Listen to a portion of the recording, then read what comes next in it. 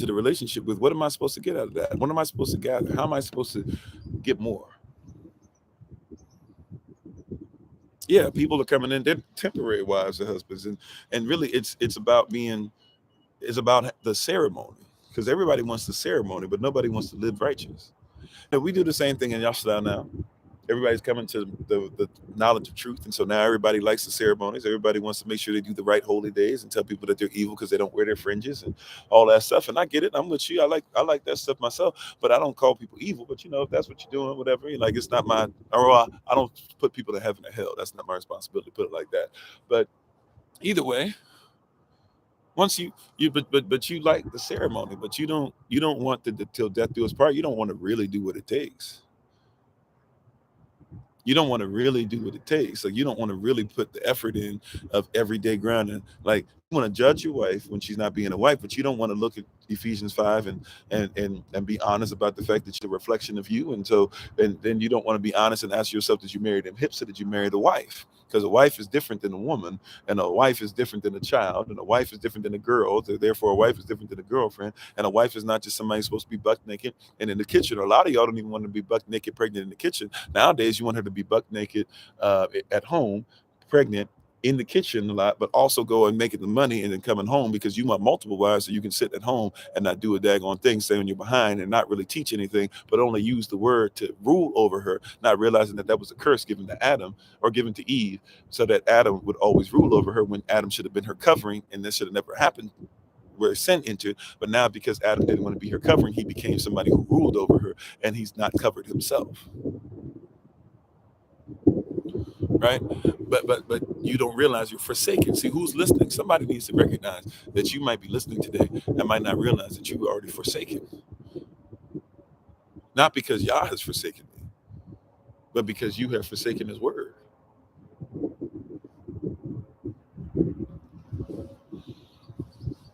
Don't preach it to me and you can't live it. Matter of fact, you shouldn't preach it if you can't live it. That's required. That's required. It's always easy to talk about. People don't like it when I talk about marriage a lot. I get called a simp because I would dare tell people that they should be better in their marriages, one towards another, and that husbands should make sure that they make sure their wives feel secure and protected. And people can't stand that. Why? You can't stand me telling you the word. I don't know. I'm just telling you what the word says. Any man who is not taking care of covering his wife is less than an infidel. That's the Bible. When your wife mess up, you got everything to say about her, but you won't talk about the Bible. Any man who will not take care of his wife, less than an infidel. It didn't say they are an infidel. It said they are less than.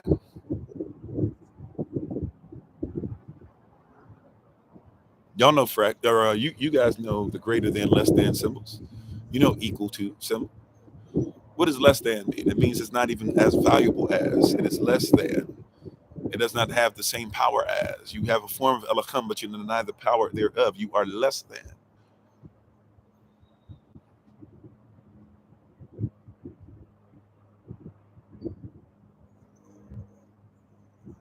You are less than. How you doing, Allison? You are less than. You see what I'm saying? But we don't want to talk about that. I'm not just even talking about only as far as monetary wise. So you live in the land of your captivity. The land of your captivity doesn't even want men to really be men. It doesn't want men to be accountable. It doesn't want us to be anything outside of the Willie Lynch environment. So even if they go and they labor, they're supposed to go labor, be separate from you, and only come around to breed. People don't know about marriage, but they know about breeding. People don't know about sex that makes both sides feel great. They know about something that just gets them off. Because you have what's called fornication, or you don't know the word fornication comes from a word called porneia or porneia. Porneia is a word that basically means what? Porneia means pornography. Pornography is just a false image of marriage.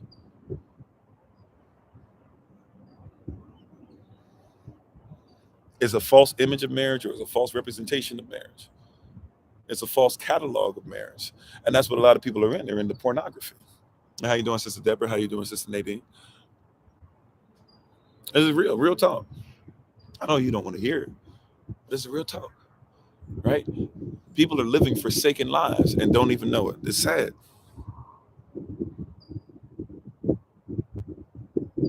The Messiah, though, says, I have been forsaken for you,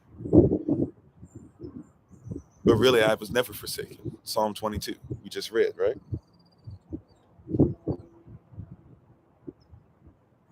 says, yeah, I went through some stuff. And it seemed like I was forsaken. But if you read Psalm 22, he was not forsaken. They thought he was forsaken. They made fun of him. It said they shook their heads at him and they said, man, Elohim, they shook. They were like, he thought Elohim was with him. Look at him hanging up there now. It literally uses those words. That's why he says the beginning. He quotes Psalm 22 verse 1. And you got to realize the same one quoting Psalm 22 verse 1 is the shepherd in Psalm 23. And the earth belongs to him in Psalm 24. When everybody keeps telling you, right, or when you keep telling people who you are and they keep shaking their head and saying, you're not who you are, do you believe them? I mean, are you into this false image stuff? Real talk, right? Are you into this false image stuff?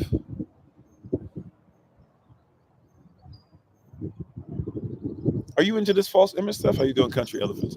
Are you into this false image? Are you into this stuff that says that somebody gets to tell you that you are not what Elohim told you to be? Because that's really what we're dealing with. People don't want to believe because it's a false image. And as we've talked about in 2 Timothy chapter 4, people incline their ears to fables. People don't lean in nowadays on the truth. If I tell you that there's a way that you could live and live well and not be held accountable, people want me to tell them so bad how to live and not be accountable. Really? I don't have to be accountable to anybody? How should I do it? If I can tell you that you can lose weight, and you can lose weight in 5 days, if I tell you that you can lose weight and you can just and look, I'm thinking, I've thought about it myself, still thinking about it. Get the thing where you can have abs and you don't have to actually exercise. You're supposed to exercise with it, right? But it doesn't really make that much of a difference, right? Because you got to eat certain ways and you got to do something. Matter of fact, you could get on the treadmill and you can run and run and run and run for hours. You know what running for hours does? It gets rid of things that come with carbs, right? And it takes stuff that's coming out of your blood. But when you eat again, all that stuff's going right back in the same place. So if you're looking to get rid of carbs and stuff like that, well then, yeah. And if you want to burn calories, then yeah, okay, we can do some of that. But also depends on what kind of workout. But we're talking about if you're doing obviously aerobics or not aerobics, but forgive me. Well, I guess you could say aerobics too, but that wasn't the word I'm looking for. But nevertheless, y'all get what I'm saying? Like if you're running, if you're moving, if you're trying to burn fat, all that stuff, like burning fat has more to do with your diet than it does with how much you're running. Now, I'm not saying running doesn't help at all, but running is not necessarily cardio. Thank you, cardiovascular, right? Like the cardiovascular system, stuff like that. But you got to realize there's other systems attached to the cardiovascular system. Don't forget that your cardiovascular system is a skeletal system. If your skeletal system's not healthy, you're gonna have problems too. What about your digestive system? What about your reproductive system? What about your circulatory system? How blood's flowing? Right? What about your respiratory system? How oxygen is moving around the body and how carbon dioxide is being excreted. You see what I'm saying? Like there's a lot of stuff that how you doing, brother Alton? There's a lot of stuff that if we're not careful, we'll have a mentality that we're supposed to do, what everybody else says. But here we have dietary laws that tell you how to stay in shape. And we have and here's something in the Bible that I don't think anybody talks about. The Bible wants us to be healthy. But have you ever noticed the Bible never really talks about the shape of somebody's body? Now, I'm not saying there are not healthier shapes than others, but to be in shape is not even a biblical thought process, is it? But we're walking around with a forsaken mindset. But who's listening? Who are we talking to? Are we talking to people with a forsaken mind or a mind that's attached to the Father?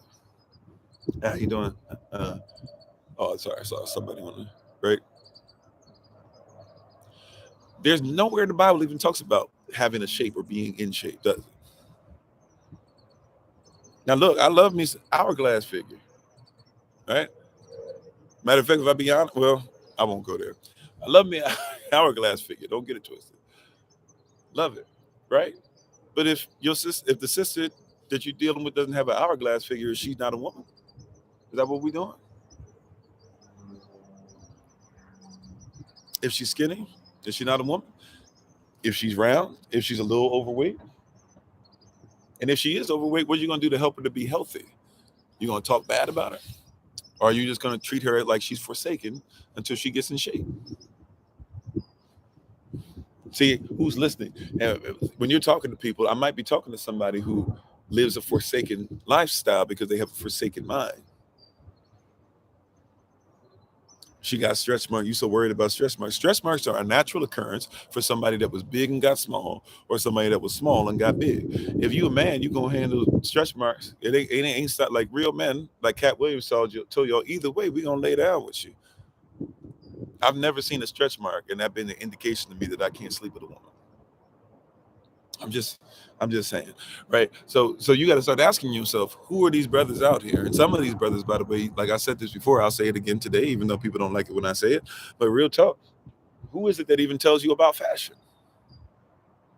I mean, can we keep it above? Your fashion comes from men that don't even like women. They don't even like themselves. And they're so much attracted to you that they want to be dominated by people who look like you while dominating you at the same time. It's a very interesting thing. They get to live and be you, and at the same time, they get to dominate you, and they get to pretend that they're you because they're dominated by other guys, but only to a certain degree because they have the money in the relationship. I'm just trying to tell you, we don't look at this stuff. We're living a forsaken life.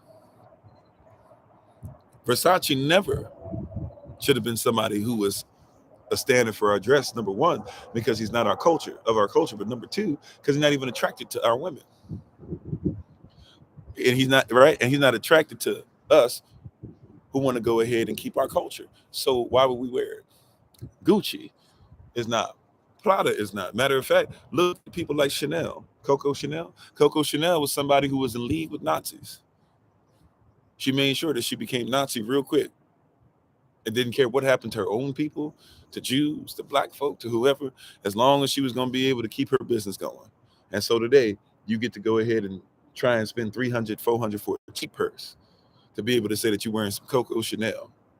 And the reality is she couldn't stand you. We're dealing with people that are forsaken or not forsaken. Which category do you fall into? Have you taken on the forsaken mind and not even realized that it was a forsaken mind?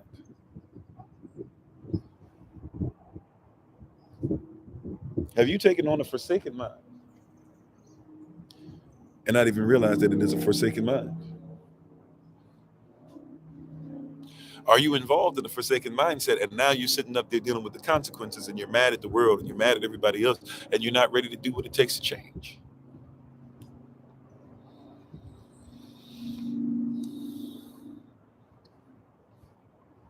At some point, we got to think to ourselves, is this Yah's will or is it not? Is it that see, watch this. I will never leave you nor forsake you. Is that everybody? Is that when Yah says, I will never leave you nor forsake you, is that for everybody? Is that a quote for everybody?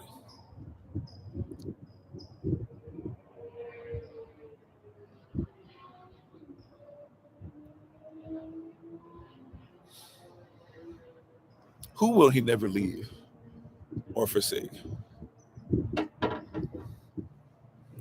See, even the forsaken mindset has people doing whatever the hell, and I mean that literally. People will do whatever the hell they want to do and then talk about he'll never leave me nor forsake me. Where do you come off like that? Who do you think you are? You said where I get the cup from? I'm not even gonna hold you. This is a Dollar Tree special right here. Ended up going to the Dollar Tree twice. And I didn't even know I was going to the Dollar Tree. But ended up at the Dollar Tree twice. At the second, I'm gonna see if they have a cup here because I like to have a cup wherever I am and I don't have it. And I actually wanted something bigger than this, but this is what we could find. And I was like, well, I'm gonna just use this. Praise y'all. Right?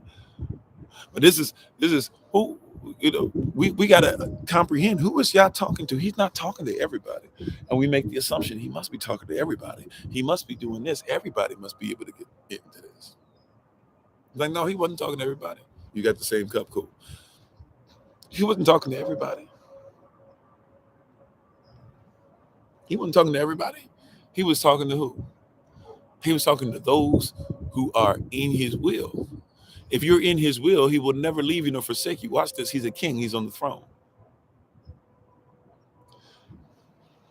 somebody who is on their throne, he or she that is on their throne, guess what happens?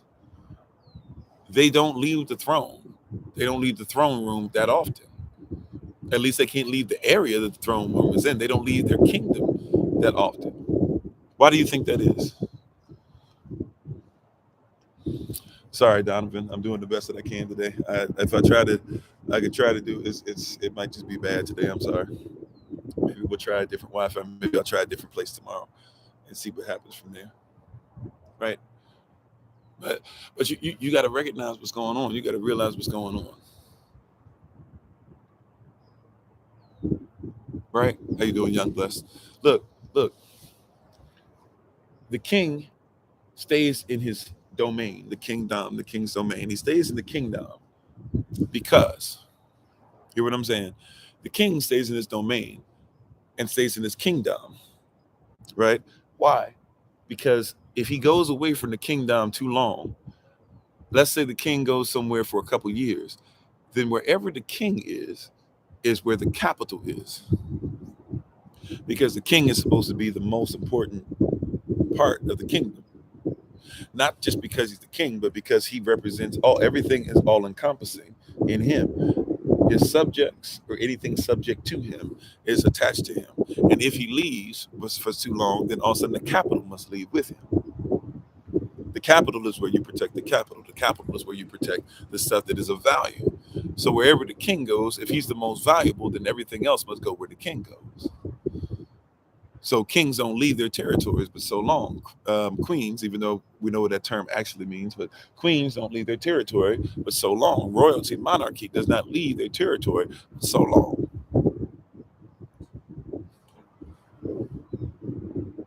They don't. It does not. Why does it not? How you doing, set apart? Why don't they? Because the throne is important where the throne is. Remember, we talked about this in Matthew chapter 13. I don't remember if it's verse 44, 43, 45, somewhere in there. But Matthew chapter 13 tells us that the kingdom of heaven is like a man who found a treasure hidden in the field. And for the joy thereof, he sold everything that he had and bought the land. Now, why is that an important part of what's being said here? Because the kingdom of heaven is like this man who bought the field. So he bought the land, right? Hear what I'm telling you. He bought the land. How you doing, Brother Jermaine? Right? He bought the land, but didn't buy the treasure. Why? Because the treasure is in the land. If he goes in somebody else's land and takes the treasure, he is a thief. Right? If I go into somebody else's land and I take their treasure, then I am what? I am a thief. If I go into somebody else's land and I take their treasure, then I am what? A thief. That's true, right? But if I purchase the land, whatever's in your land that I purchase, it's mine. What I want to make sure that I get is the land, is the kingdom, is the land, is the territory. He said he was smart to purchase the land so the treasure could be his as well, right? And by the way, if you notice, when he found the treasure, it doesn't say he told everybody about it. He just said, you know what? I know the treasure's there. If I tell everybody about it, everybody gonna kind of try and come. They're gonna try and take it, and if not, I'm just gonna go ahead. Let me just sell everything that I have. I'd rather show up buck naked with nothing on me, right? This is what the mindset is. A person. I'd rather show up buck naked with nothing left, but some land with treasure on it. Because once I get the treasure, I can afford everything that I can. Seek ye first the kingdom of heaven, or the kingdom of Elohim, excuse me, and all his righteousness, and all these things shall be added unto thee. I'd rather show up with nothing, with my name on it, as long as it gets me the land. Because if I get the land, then I can afford anything I want on the land. And not only on the land, because if I'm on the land, then who's gonna see if I'm naked anyways? Come on, see, I'm trying to help somebody, right? If I sell everything, including my clothing, and I'm on some land, but it's my land and nobody can come on it but me, then who cares if I'm naked in the middle of my land? You can't see me anyway. If I'm on an island somewhere and they talking about be modest, but ain't nobody around to see me, then who cares? Right? If only y'all can see what I'm doing, then come on, y'all. You see me naked anyways. You see me in ways that other people don't see me anyway. Let me go ahead and be on the land. I can be myself. I can be my culture. I can eat when I feel like eating. I don't have to listen to somebody else who, because they were trying to make money off of me, told me that I'm supposed to eat 3 meals a day. And now here I am getting big as a house because somebody told me to eat when I'm not even supposed to eat every day, let alone 3 times a day. I'm not even designed for that. Eating pork because you made my ancestors have to eat chitlins. You know what I'm saying? Like, at some point, I want to get the land because the land has the treasure, right? If somebody strikes oil, they strike oil on their land. And watch this. Here's something I want to bless you with. Make sure, for some people, you need to hear this. Whoever this is for, you'll catch this in the spirit, right? Whoever this is for. I'm not even trying to do one of those vague things. I'm being honest with you. This word is not going to hit for everybody the way that it does for some of you, but you're going to catch this. For some of you, you need to know that that there's land out there that's for you, that has your name on it. It might be physical land. It might be the land of peace. It might be a land where you're accepted. It might be a land of your dreams and visions being met. But there's a land out there that has treasure on it just for you. I want you to catch this. The treasure that's on there, let's say it's oil, just to make it easy for this demonstration, or this demonstration of words, this apology, so to speak. Right? Let's say that you find this land and there's oil on it. If somebody else finds out that there's oil on it, right? So you gotta find a way to look for the oil without having to strike it and have it shoot up. There's some hidden things that Yah is hiding and nobody else sees in the lands. There's some hidden things in you that Yah has hidden and nobody sees it. And you're mad because everybody doesn't buy into it yet. But that's all right. See, because if everybody saw what was in you, matter of fact, this is what the enemy does, for real. The enemy knows the value of you. That's why you have birth certificates, and that's why you've been sold out, and that's why they double charging you for everything, and that's why you keep going into debt, and that's why you feel like a slave and all these different things, right?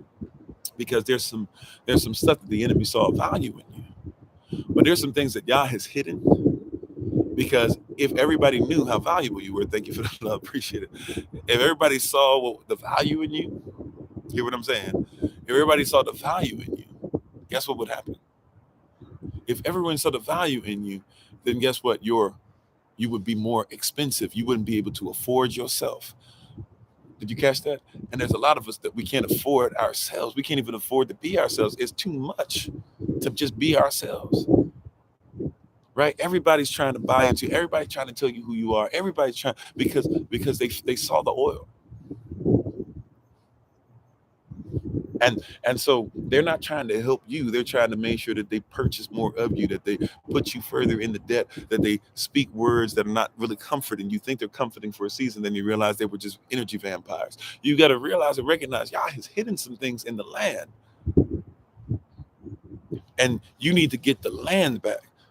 Don't worry about so much about the oil on it or the treasure that's on it, right? You can dig for that in a second, but if you realize there's a treasure there, don't just try to tell everybody about the treasure, because a lot of people are coming for the treasure.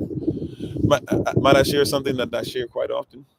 I haven't shared it in a while, but I share something that I share quite often. I recognize it. I'm not mad at anybody. I'm not even saying this is bad. I'm just telling you I know how this works. Nobody comes to a tree, or no tree goes to the fruit. Oh, yeah, I'm getting mixed up. Let me slow down. No tree goes out and knocks on people's doors and says, do you want some fruit? There we go. Thank you for the love. Appreciate y'all. No tree goes out and knocks on everybody's door and says, do you want some fruit?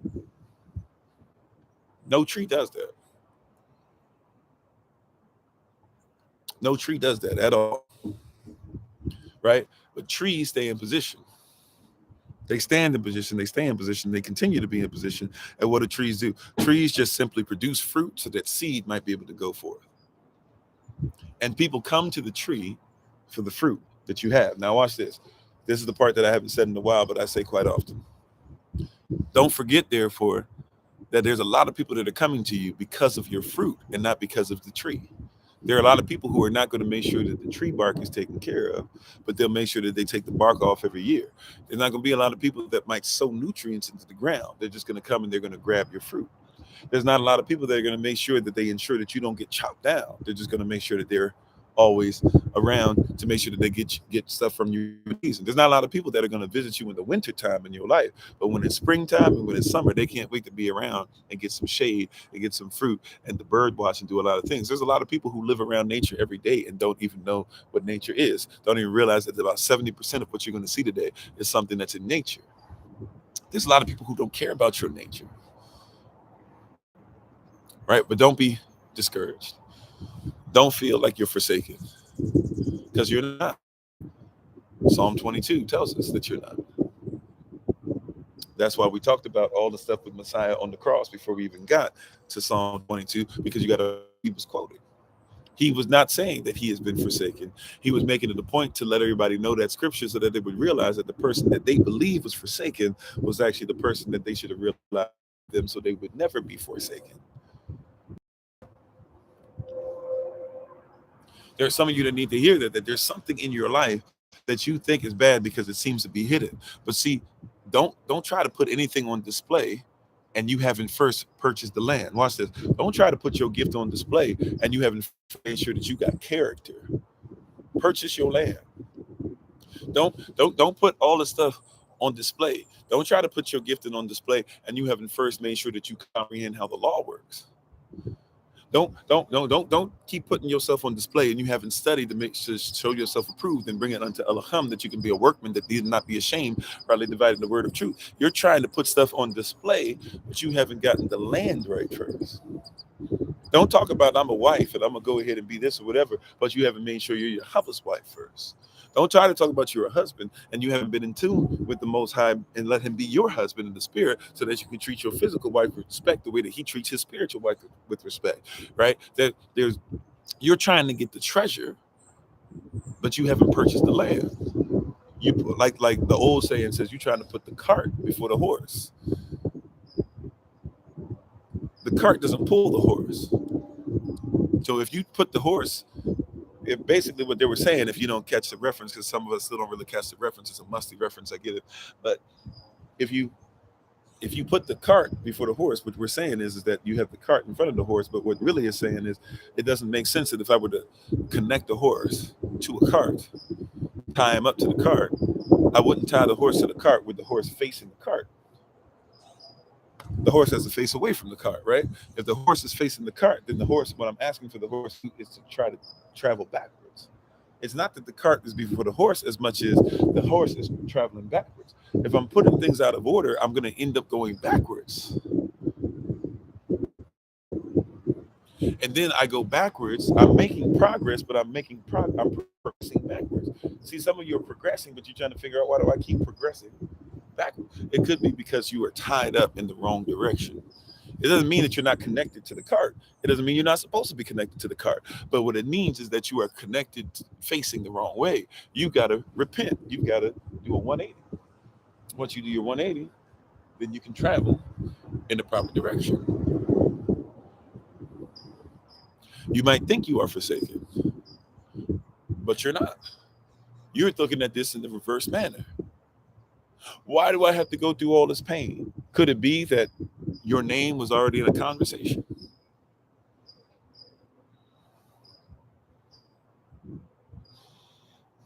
Could it be that you were already deemed worthy of being able to go through the hell you're going through? Are you connected, but facing the wrong way? Are you connected to a problem, not realizing that you're so busy looking at the cart that you haven't just, if I got to be connected anyways, let me just go ahead and be connected, but face the right way, so I can, even if I got to, but we'll pull it. It's rougher some days than other days, but I'll do what's necessary.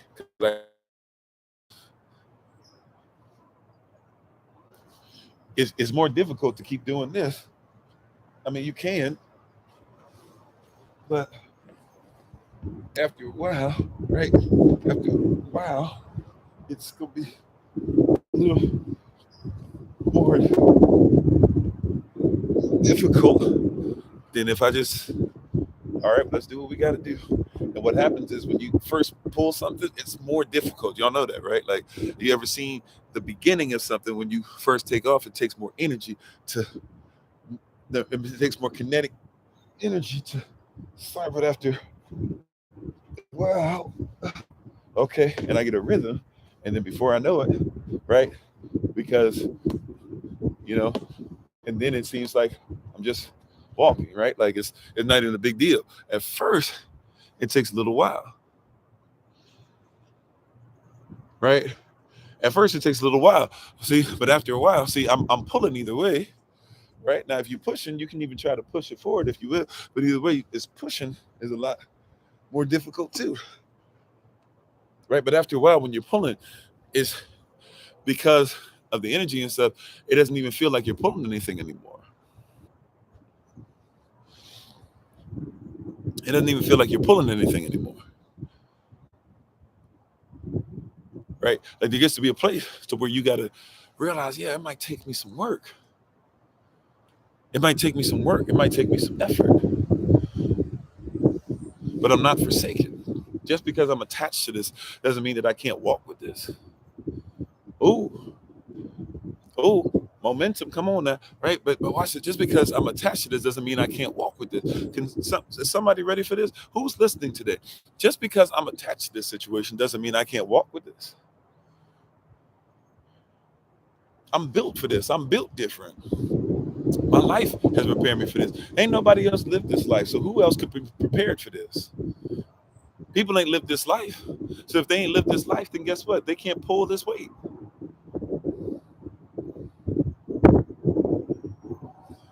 Ain't nobody else been flatlined and came back like I have. What they talking about when they saying this and that or whatever about me?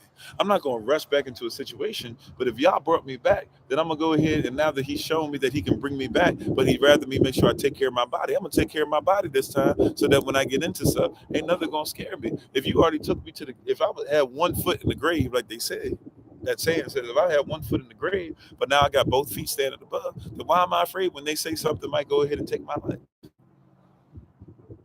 Look, I've been in prison before. If I've been in prison before, and it was for something I didn't even do, then if they're gonna try and put preaching the truth, I've already been there, done that. What you gonna do to me this time, right? You've already, how you doing, Sister Karen? You've already been brought back. You know what I'm saying? I already dealt with a relationship where somebody tried to put a knife to my throat and it's like that, right? Like now that I got a great wife, arguing over food, arguing over trash ain't. Who cares? You see what I'm saying? Like, like when you've been in certain places before, you got to start reminding yourself that you weren't forsaken with that. Why am I worried about this? Why are you worried? You were in an abusive relationship. Yes, you were. Right. So now you can't stand it when somebody says, "Well, the Most High is telling me we should do this." Pray about it. Read the scripture and get over it. I'm sorry. I know sometimes it's not that simple, but I'm just being honest. If you came out when somebody was slapping you around and you was trying to stay committed, and now you got somebody saying this is what Yah says we should do, maybe you should pray about it, read it in the scripture, come together, come to an agreement, agree quickly, as the Messiah says in the Sermon on the Mount, Matthew 5, verse 21 to 26, and walk in the way together. And because that's not an argument. We're in heaven, not in the kingdom. Not in the kingdom. Maybe where you were before, but not in the kingdom. Maybe in that relationship you had before, but this is new. This is why we got to make sure if you're going to get into a new relationship, you got to make sure you know what a husband and a wife is, because the problem is not kingdom minded. The problem is that you're not kingdom minded. The problem is not the mind of the kingdom. The problem is that you haven't let this mind be in you that also was in the Messiah. It's time to move. It's time to grow. It's time to love different. It's time to act different.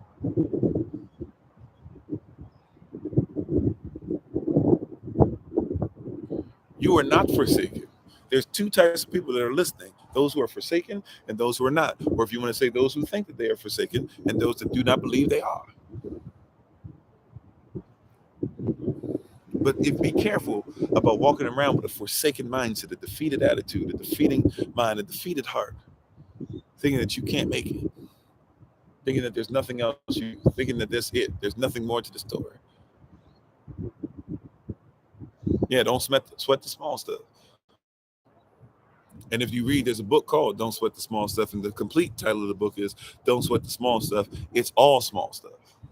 When you start getting to a place where you realize, oh, a lot of this stuff that we're arguing, a lot of this stuff is foolishness. A lot of stuff doesn't even make sense. A lot of this stuff that I'm staying up at night for, what is the point of it? Watch this. Can I be honest? Some of you, a lot of the people that you're serving are not even who y'all told you to serve. Here you are trying to figure out why won't so and so listen? Why can't I get somebody to comprehend? Why can't I get so and so to understand? Because so and so is not even for them. You're not even supposed to do that.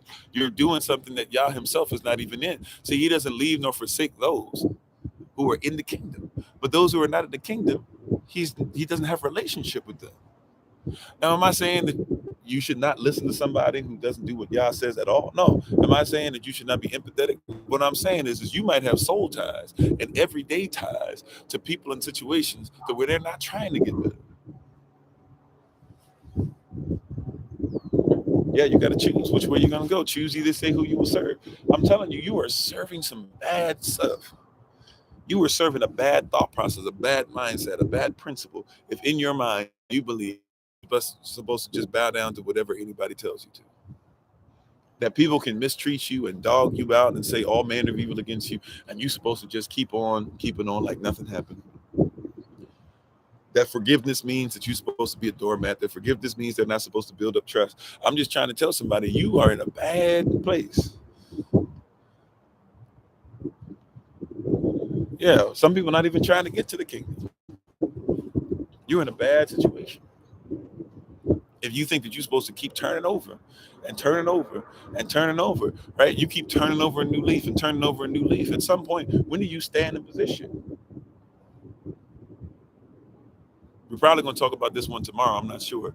But somewhere in this series, we're going to talk about this where let the redeemed of the Lord say so. Something in your life should show me that you've been redeemed. Yeah, you're deemed one way, but you got to be redeemed. Everybody gets up and accepts the word and says, we give honor to God. God is the head of my life. I'm blessed. Can't no man judge me but God. But then look at your life. You haven't gone through the process of being redeemed. You know the word deemed means reconsidered. Well, I don't have my own anything, but a church, I'm not a Christian, so I don't have a church. Church is from word that means circus. So I don't really get into the circus thing. But, I do believe in the word of Yah, and we do have an assembly of believers that we have together. Praise Yah. So I am a pastor. I'm a head of an assembly. It's called Servants of Christ. And for more information on stuff that we do or whatever, you can look on our main TikTok page and click on the link tree, and then you can contact somebody if you want more information from there. Amen. But you see what I'm saying? There's a lot of stuff that we have to recognize and realize that we're into. We have a forsaken mind. And I'm not coming at you, by the way. I'm going to go into something since you asked that question, right? Like, see, even we should realize that is it not a forsaken mindset to treat an assembly like a circus? We don't even think about the words that are used or what we do in these places. But why would we be surprised when your assemblies look like circuses when the word church means circus? Or comes from the root word cirque, which is where you get this word circus from as well. They're coming from the same root, the same belief system. Why should we be surprised that people are doing things that Gentiles do? And I'm not talking about Gentiles just only like white people, because Gentile, we talked about this word before, it's not as simple as non-believer. Gentile was a group of people, gens, a lot of Roman power, even Caesars, even King Herod. He was not a Hebrew, he was a gens, he was a Gentile. Right. So I don't mean it in that regard only. How you doing, R1 game? But I'm talking about like even people who are doing Gentilic behavior as far as the belief system of them, and still keeping up Saturnalia or winter solstice, which we're warned about in Romans chapter 10, verse 1-5, which is what witches did, witchcraft. That's why witches be getting mad at y'all Christians when you keep telling them that Christmas is not a season for them. And witches look at y'all like, Y'all biting. We've been doing Christmas before you started calling it Christmas. We know what Christmas is. You know what I'm saying? Like they're like, we know what Christmas is. What you mean? You know what I'm saying? That's what they hit you with. Like, we know what Christmas is. What you mean? How you doing, Sister Latoya? How you gonna tell us that we can't worship winter solstice? You trying to put yeses in place of what we worship, and they get mad at you, upset with you, they get frustrated with you, and we're not even supposed to be involved in that. Jeremiah chapter 10 verses 1-5. Don't be like the pagans. Go into the woods. Don't be afraid of the changing of seasons. Don't go into the woods. Don't chop down a tree. Don't drag it into your house. Do not stand it where it's straight up. Do not paint it silver and gold. It says straight in there. But we even sing songs, silver and gold. Oh, Christmas tree, oh, Christmas tree. Not supposed to do any of it. By the way, where was the Christmas tree? People don't even think about it. See, once again, the forsaken mindset. Where was the Christmas tree in the Bible? Where is the tree that had the star on top of it? How you doing, Sister Kira? You see, where was the tree that had the star on top of it? We culture. Which Bible did I read? I mean, mainly if you're talking about in English, I'm mainly reading the King James version. Really doesn't matter what or the new. I'm not sorry, not the. You got to know the culture. There's a lot of people have a whole bunch of versions of the Bible and can read Hebrew better than I can, but they don't know culture. Culture first, interpretation next. Culture first, interpretation next. Remember that. If you don't have culture, you don't have interpretation. Thank you, Holy Spirit. I've never said that before in my life. Praise God. Culture first, interpretation next.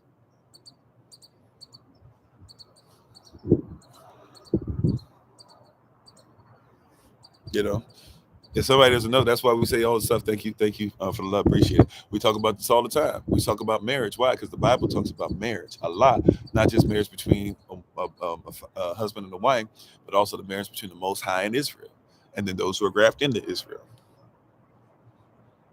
It even talks about with those that are grafted in Romans chapter 11. You'll also start seeing where Paul starts talking about provoking Israel to jealousy. Why? Because Israel used to be the exclusive wife of the Most High, and Israel got away. And so now the Most High said, okay, well, if you want to divorce me, the invitation is for all that want to be married. So those Israelites that are still part of me, y'all can be part of the tree. A lot of y'all decided to branch off. Now there's other people that want to be grafted in, and now the branches that got taken away. Now they look at the other branches, they go, how come they get? And how come they get? And how come they? But you divorced me.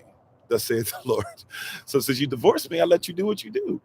I didn't leave anywhere. As a matter of fact, Jeremiah chapter 3 says, isn't it? I think it's Jeremiah 3. I could be wrong on this. I believe it's Jeremiah chapter 3 that says something along the lines of, isn't it disgusting? Isn't it an abomination for the wife to go out there and leave the husband and start having sex with somebody else, and then all of a sudden decide she want to come back and now she want to have sex with her husband? Isn't that an abomination? But he said, I'll still take you back because you are my wife, and I'll forgive you even in the places and the things that are abominable. Careful. Somebody said homosexuality is an abomination. So, and when you're sexuality, we can't be. That's not our culture. However, when you start getting to a place where you say homosexuality is an abomination, a lot of y'all, what you mean is these people don't deserve the kingdom at all. And no, the word says just because it's an abomination, it doesn't mean somebody can't get themselves together and come back and be married. That's what it says. He says, even though, and he makes it a point to say it's an abomination what a lot of Israel has done. He's like, y'all supposed to be with me. Y'all leave, and then y'all find out that, yeah, the sex was good for a hot second, but they ain't doing all the other stuff. And now you want to come back to me and act like this thing is, that it's acceptable for me to just take you back in. It's an abomination. He said, I'll take you back, though. He said, but at first, I want you to realize you're an abomination right now. I see. Look, you want to talk about being a nation. First, realize that you've done some things that are an abomination. I know that you think you've been holy your whole life. I know you said, well, I've never been gay. I've never been a lesbian. I've never been trans. I've never been bisexual. I've never been queer. I've never been intersexual. I've never been asexual. I've never been this. I've never been that. I've never been non-cis this or blah blah or non-binary. I've never been that. But you've done some things that are abominable because you rolled out. Oh, yes, you have. You've done some stuff that Yah should not take you back. If it's just about law only and no grace associated with the law, he shouldn't take you back at all. He has every right to say, y'all left. Some of you are going to do something today, and it should give him the right to say that. Matter of fact, any sin that you have, especially if it was not for the blood of Yahshua, it should be gone, or you should be done. Especially for those of you who don't believe in doing animal sacrifice, and I don't say you have to. I'm just saying, if you don't believe in Yahshua sacrifice, then you should be doing animal sacrifice. Even people who were not part of the will of Yah, they believed in sacrifice. Everybody believes in sacrifice, uh, except for maybe the Buddhist. I'm not even sure the Buddhist doesn't believe in sacrifice. Modern Buddhists, though, right? I don't want to say, but besides them, I think just about everybody I've ever read about, they deal with sacrifice. Animal sacrifice, human sacrifice, whatever. Everybody does. Right? So if it's not for your Yahshua sacrifice, then you would not be able to talk about going to heaven, because you would be found at fault. Sacrifices that blood, without the shedding of blood, there could be no remission of sins. If you want cancer to go into remission, you got to give something to oxygenate the blood cell. If you want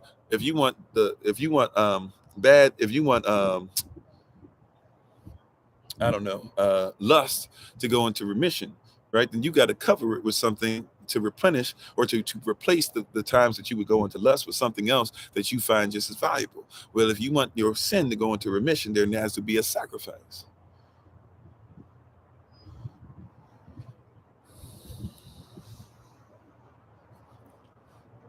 If you want your sin to go into remission, then there has to be something that's going to be a sacrifice.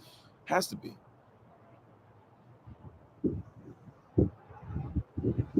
Right? And we don't like to sacrifice. See, once again, there's today we're still in our series, Who's Listening? And we're talking about today, forsaken. Yeah, Bible talks about covenant also, all often. You've got to realize what's going on here. And many people are living forsaken lives because you have forsaken minds. When you have a forsaken mind, you live a forsaken life. If you have a forsaken life, you'll have a forsaken thought process. And then you'll pass that thought process on to the next life, who will have that next thought process carried on to the next life. This is when we get into a generational curse. And it's often interesting that we never talk about the first parts of the word in Deuteronomy 28, verse 1, and the first part of the word in Deuteronomy 28, verse 15. What am I saying there? What are you talking about, Pastor? What do you mean the first part? Because there's a key to both the curses and the blessing, right? There's a key to both.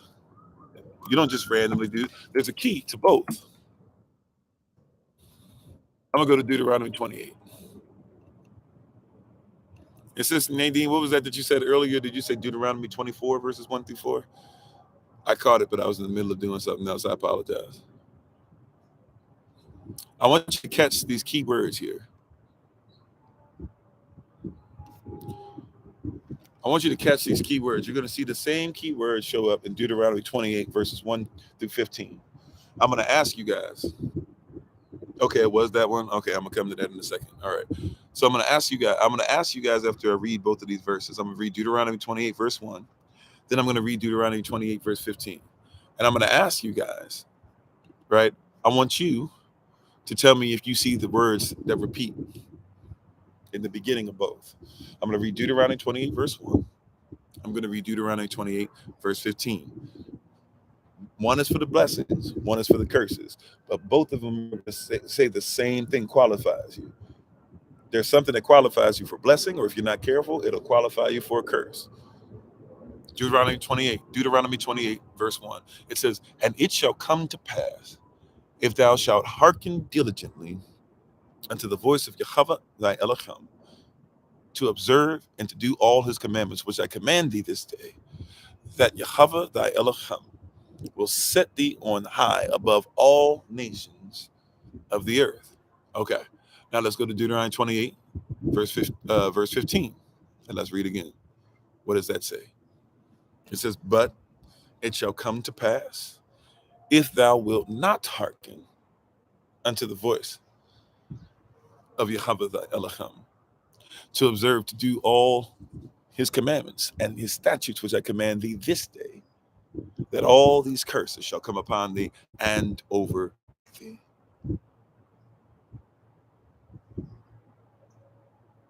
Okay? What did it just say?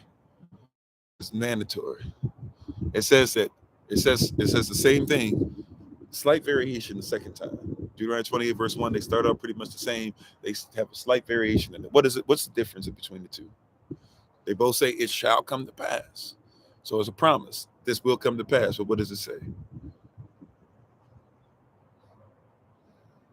It shall come to pass. So the blessings shall come to pass.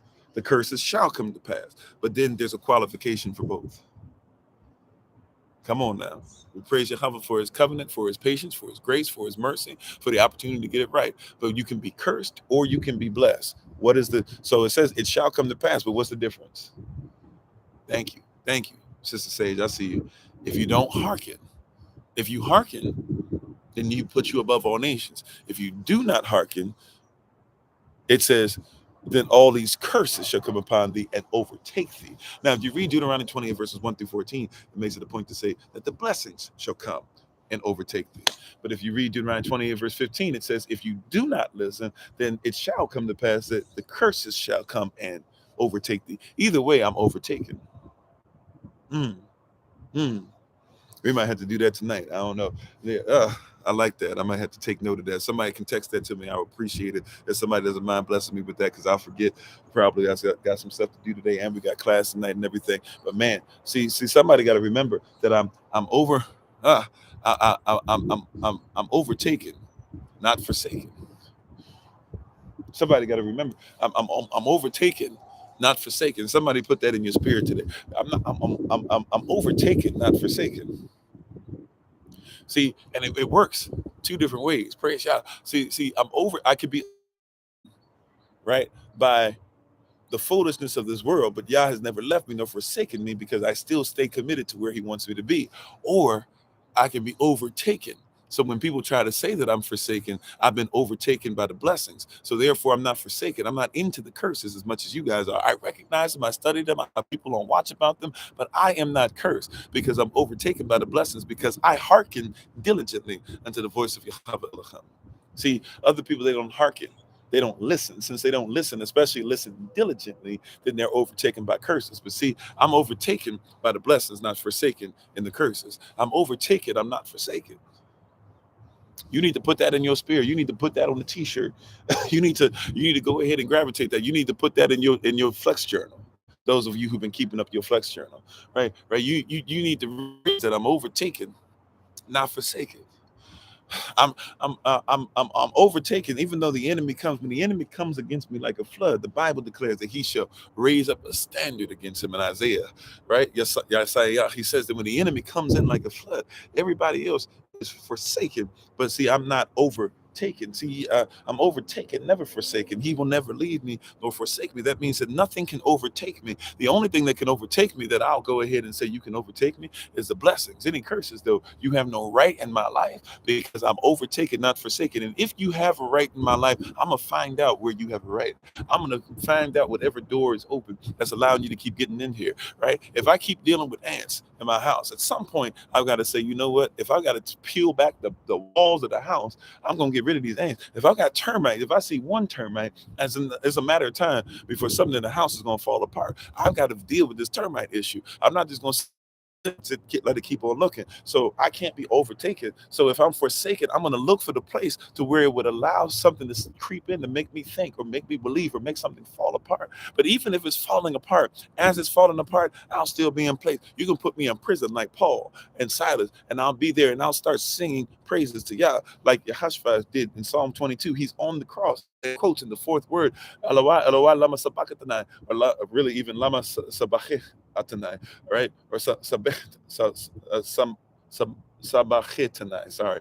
Right? My Elohim, why hast thou forsaken me, right? Why have you left me? But then when you realize that he's quoting Psalm 22, you realize he's quoting something so that the people would start saying the rest of it in their mind and say, wait a minute, he's not saying that he's forsaken. He's actually saying that we're the ones that are forsaken. We thought he was forsaken, but he's not overtaken. And now all of a sudden he gives up the ghost. He says, it is finished. And then he says, Father, into thy hands I commend my spirit. And then with a loud cry, he gives up the ghost. And when he gives up the ghost,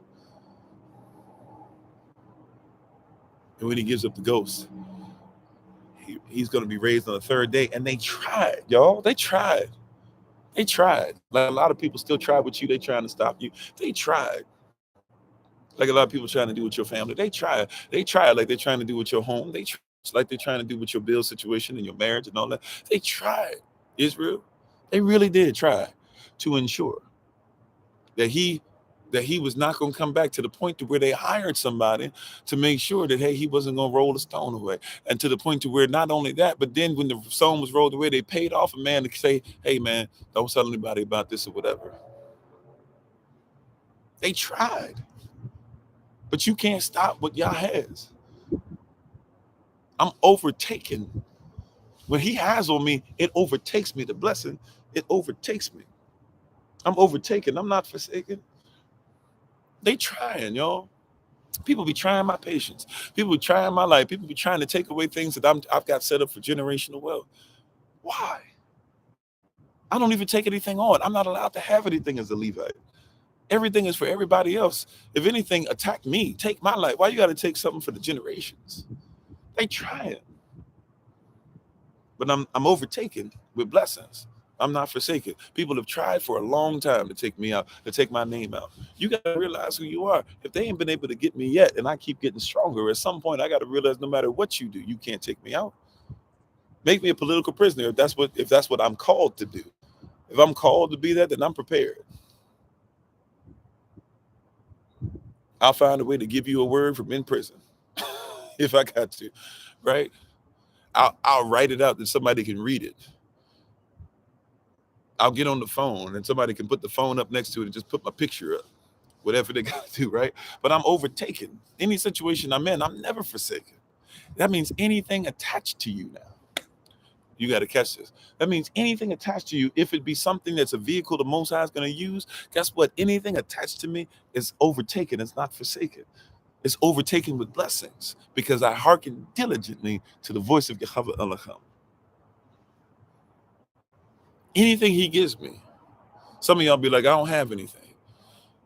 If Samson can pick up the jawbone of an ass and slay thousands of Philistines, what in the world makes you think that you can't pick up a rock off the ground and it be precious or something you can use?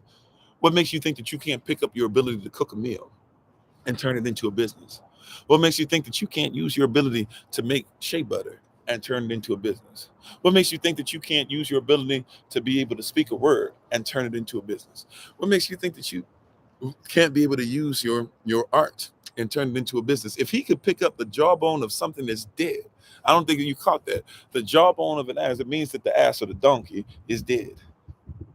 Excuse me, it's unalive. It has no life in it anymore. He picks up the jawbone of something that has no life and uses it in a fight to defend Israel.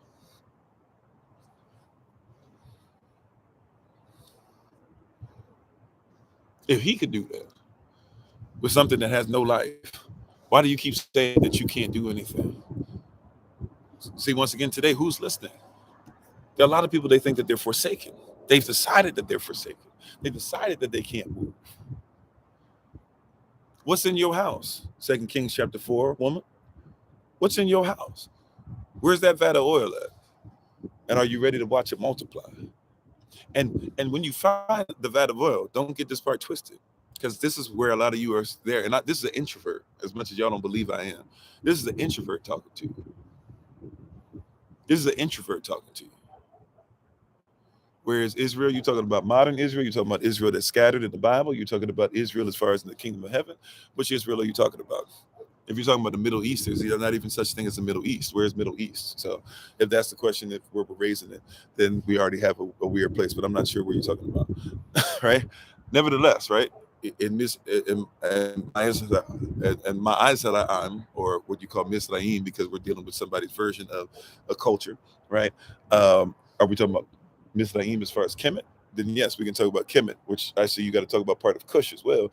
Are we talking about the part that's with Goshen? Are we talking about the part that's north on the other side? Are we talking about the shepherds that they hated and all this stuff? Which part are we talking about? Are we talking about the Kemetic people that came out with Israel and married into Israel but conformed to the ways of Israel? You said, how is there no such place as Middle East? Watch this. Is there a Middle North? Just roll with me now. How is there no place as Middle East? Is there a Middle North? Is there a Middle West? Is there a Middle South? Is there a Middle Northwest? Is there a Middle Northeast? Is there a Middle Southeast? Is there a Middle Southwest? Of course not. The only reason why you use the term Middle East is because England, right? England was in charge for a while. They said there was not a place in the world where the sun went down, or the sun went down in the English Empire, saying that they had basically colonized everybody and they made everybody about their mindset, the Protestant mindset, right? And so what happens is that England basically said, well, if you're part of our world, not new world yet, but our world, well, then you're West. And if you're part of our world, then you're the Western world. That's why you still consider yourself to be the Western world, right? Or to be influenced by the Western world. Then it says everything East is just East. Now, if you're in Japan and China, we say that you're far East. If you're close to us, right next door to Europe, then we'll say you're East. And if you're in the middle, we'll say you're Middle East. So Middle Eastern is not even a people or a nation. It's not a way you should be referring to people. And if anything, if you're referring to them, is that you're referring to them as somebody who looks through the eyes of the colonizer, not as the people who would have actually lived. So before we even get into the whole Middle Eastern thing, you've got to once again deal with culture. I'm not coming from a forsaken mind to call these people oppressed. And what you think of them as only oppressed. You might think that you're caping up for them, not realizing that to do that, you're actually dehumanizing. I want to rehumanize them. Before there was a such thing as Middle East, there were people that lived there. And before the people that you're going to say are Middle Eastern that lived there, there are people that lived there before as well. So if you're talking about where is Israel, we're going to attempt to do something as simple as what you could do today. Here's a simple homework assignment for you. Ready? Go on YouTube and look up what did Israel look like in the 1920s. Go on YouTube and look like what did Israel look like in the late 1800s. They like physically, and what the people look like physically, and who's being taken out now, and look at the Zionist movement. And you come back and tell me about the Middle Eastern and who that applies to, because it doesn't matter in law as far as where you come from. It matters who you come from. It doesn't operate really on where you come from. It operates on who you come from. That's why the name of your parents have to be on there. It's the only reason why you have a state ID or a state identification as far as your birth certificate is because that straw man that's being used is because it's registering you with the state. Your parents who have been registered with the state or with the government are signing off on you being registered to a state. They have no power over you over a ward unless your parents gave them power over you.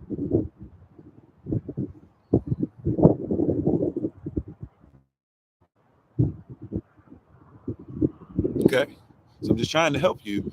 If you're going to come to me with the Middle East stuff, and just be like, oh, it's Middle Eastern. And by the way, even if you're talking about modern Israel, which is what you're trying to do, and try to be like they're not there, even the modern Israelite, who's more Ashkenazi and Khazarian than Sephardic. But I am Sephardic. And the tribe that I come from, right, Shwe, and what you would call Ghana, and part of Igbo people and stuff like that, they have to recognize our blood, B1A blood, than they do. Meaning that they have to operate, even though they won't give us the funds that they're supposed to give us, but they still have to recognize us. So when you're talking to me about a Middle Eastern, you got to be careful with me because I recognize who I am. I'm not somebody to where I had everything ripped away and I have no sense of who I am. I actually can tell you this person came from that person, who begot that person. My father's side, I know my native side as well, so I can talk about that side as well. So when you talk about these things, you can listen to somebody who's trying to tell you that what I'm saying is nonsense, right? But I recognize who I am. So there's no such thing as a Middle East. There's no such thing as a Middle East. There never was. There's no such thing. Like even Middle America and stuff like that, that sound nice and everything, but what does that really mean? You ask the right person or ask a different person, everybody will tell you Middle America means here or there. Somebody might tell you Middle America is Chicago. Somebody might say Chicago is North America. But some people say that's Middle America, right? When I was near Chicago, I considered that Middle America, right? And learned a lot from it and found a lot of Southern stuff that's there, a lot of Northern stuff that's there, a lot of Eastern stuff, a lot of LA stuff that kind of influences, right? But you talk to somebody different, they'll tell you something different.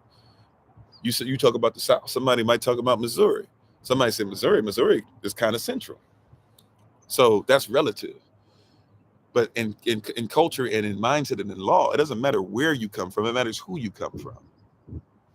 That's the way law works.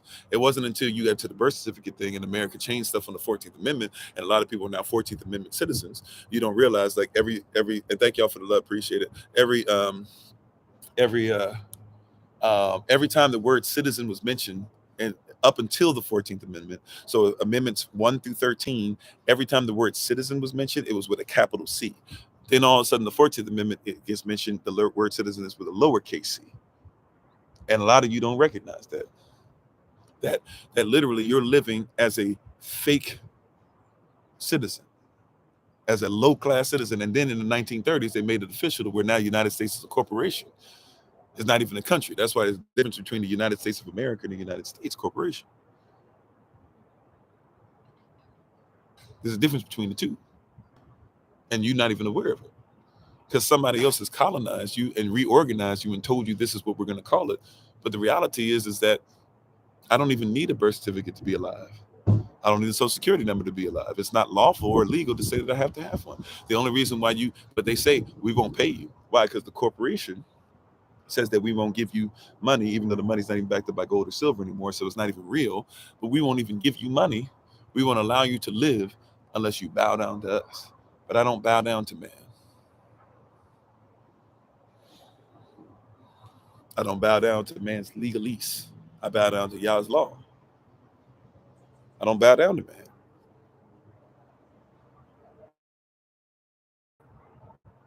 Some days I wish, to my honest, some days I didn't know what I know, because then it'd be easier for me to go ahead and just do what everybody else does. But I don't bow down to man. I'm done with that. And the day that you become done with it, it'll serve you a lot. It'll serve you well. So yeah, the whole Middle East thing, when somebody comes to me and says, well, where is Israel? Or what about the Middle East?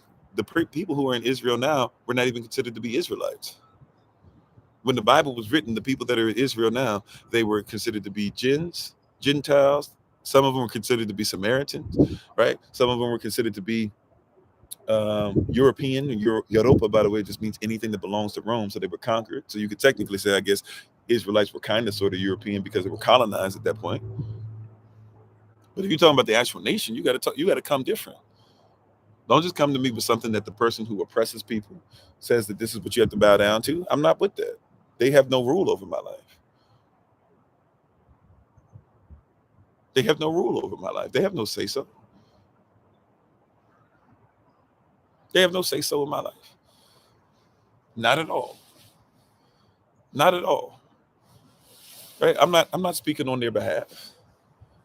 What do I look like being in the kingdom speaking on behalf of the beast?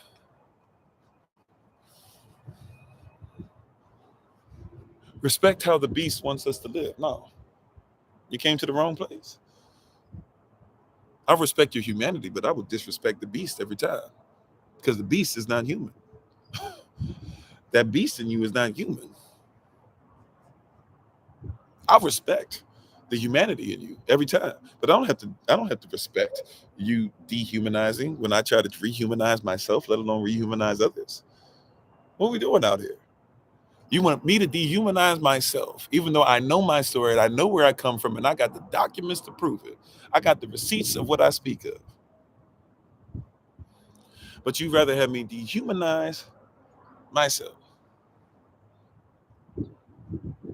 so that somebody, or rather than rehumanize myself. Dehumanize, this is what people do with the Middle East conversation. Make sure that you don't disrespect the Jews. But you don't even want to respect who the Jews really were. First and foremost, where does the letter J even come from? Is there a letter J in Hebrew? That should tell you something.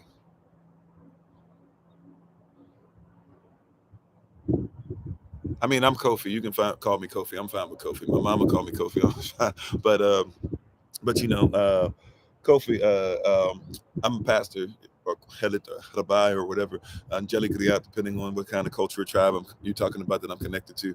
But I'm fine with Kofi. Amen. right? But you should recognize something. See, because this is what does the word appreciate mean? The word appreciate. Look up the word appreciate.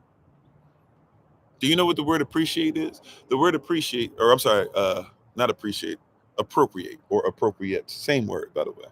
Appropriate, appropriate, they're the same word. So don't get it twisted. The word appropriate, and they try to be slick. They try to pronounce it as appropriate for the first part of the meaning, which is that it is acceptable.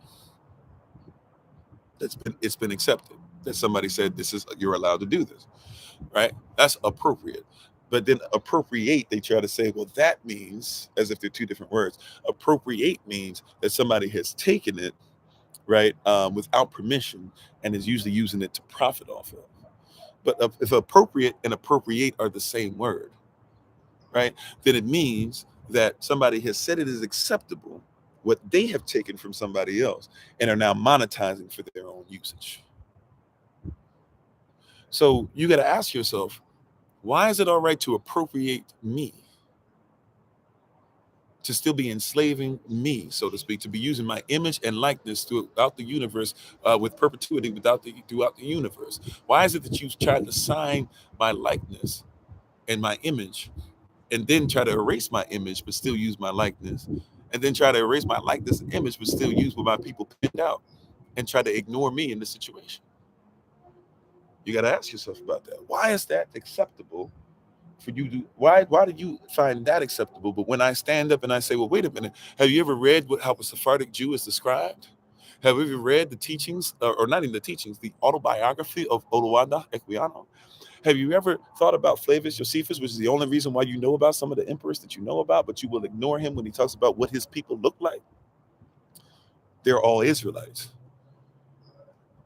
You will use Flavius Josephus, our culture, to find out the history about where you come from. But when we say, well, what about the same teacher, the same historian who said where we come from and where he came from as an Israelite? And they'll tell you this. They'll say, oh no, don't listen to him when it comes to the Israel stuff. He's on that spiritual stuff. Yeah, that stuff is kind of wonky. But the stuff he says about Rome, listen to everything he has to say. Right? But I'm the one. But you want to come to me and say, I'm the one that doesn't know what I'm talking about concerning my people. Something wrong. Why is it appropriate for you to appropriate? And it's acceptable for you to do that. But then when I stand up for myself and I say, no, no, no, this is what he looked like. And I give you the same person that you uplift yourself with. And I show him why he says we should be uplifted as well. Now, all of a sudden you have a problem with me. You got to ask yourself, that's a problem that you got to ask yourself. You got to say to yourself, why is that an issue? Y'all give me a second. I'm gonna be right back. I'm gonna be right back. Give me like 1 minute. If y'all want to take a break, let's make this a Salah moment. Give me like 1 minute, maybe a minute and a half. I promise you I'm gonna be right back. Amen. We're talking about today. What? We're talking about, we're in the series, Who's Listening? And today we're talking about forsaken. And see, people don't like it when you're not going to be forsaken. Right? And you're going to realize that he's never left us nor forsaken us, that we thought we were poor, but really we are rich, that there are people that say that they are us, but really are not, but are the synagogue of the Satan. It says this stuff in the word, and yet people want to act like it doesn't say it. But give me a second. We'll be right back. Give me a minute and a half. I promise I'll be right back in front of y'all. Amen.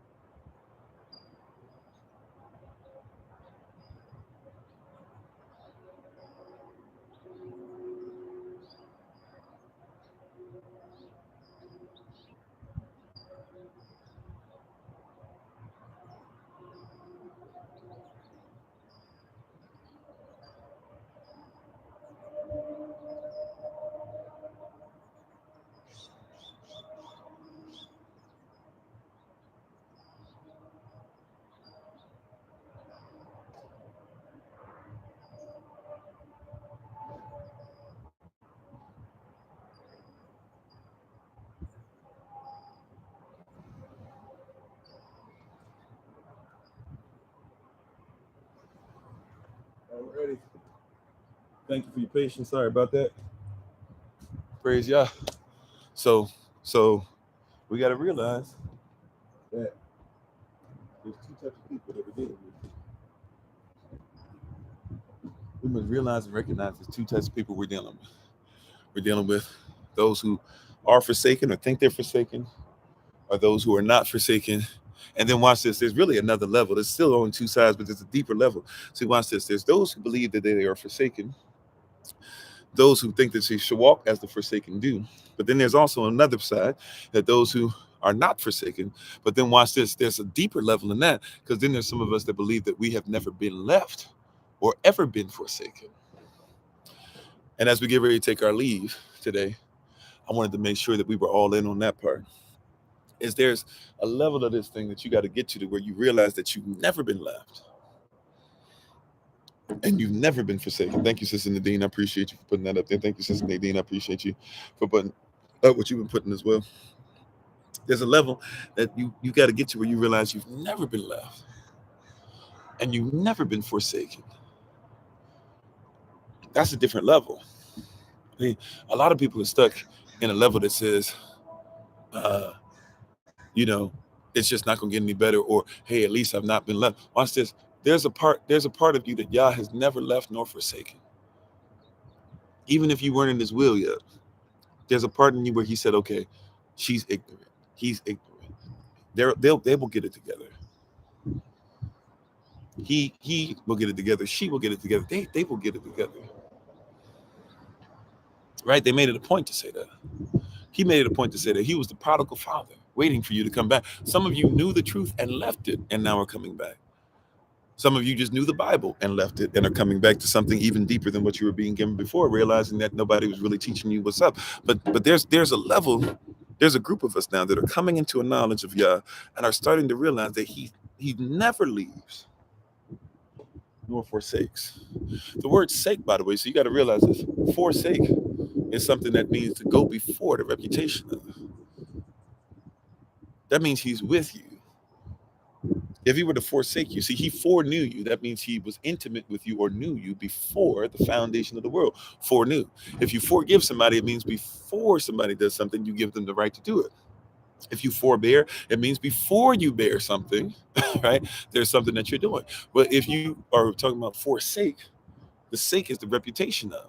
So if it's the forsake, then it's saying that he's not going before, he's not going to leave you, he's not going, if it's, he's not, or watch this, he's not going to leave you go before without putting a reputation on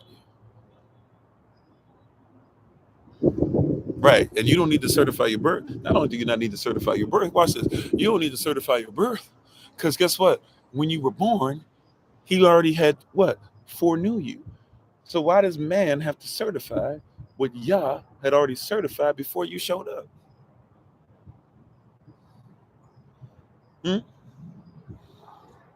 See, they don't want us thinking. They don't want us thinking about this stuff. But this is how natural law works. That's why you don't have to be a U.S. citizen. You could be a non-citizen national. You don't have to sign your children up to anything. You don't have to have them on any paperwork. Right?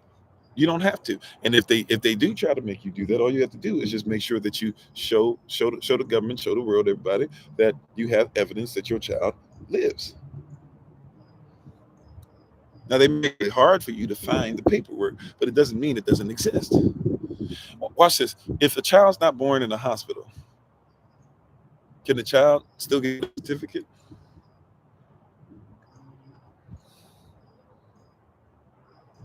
If a child doesn't have a social security number, can a child still get a passport?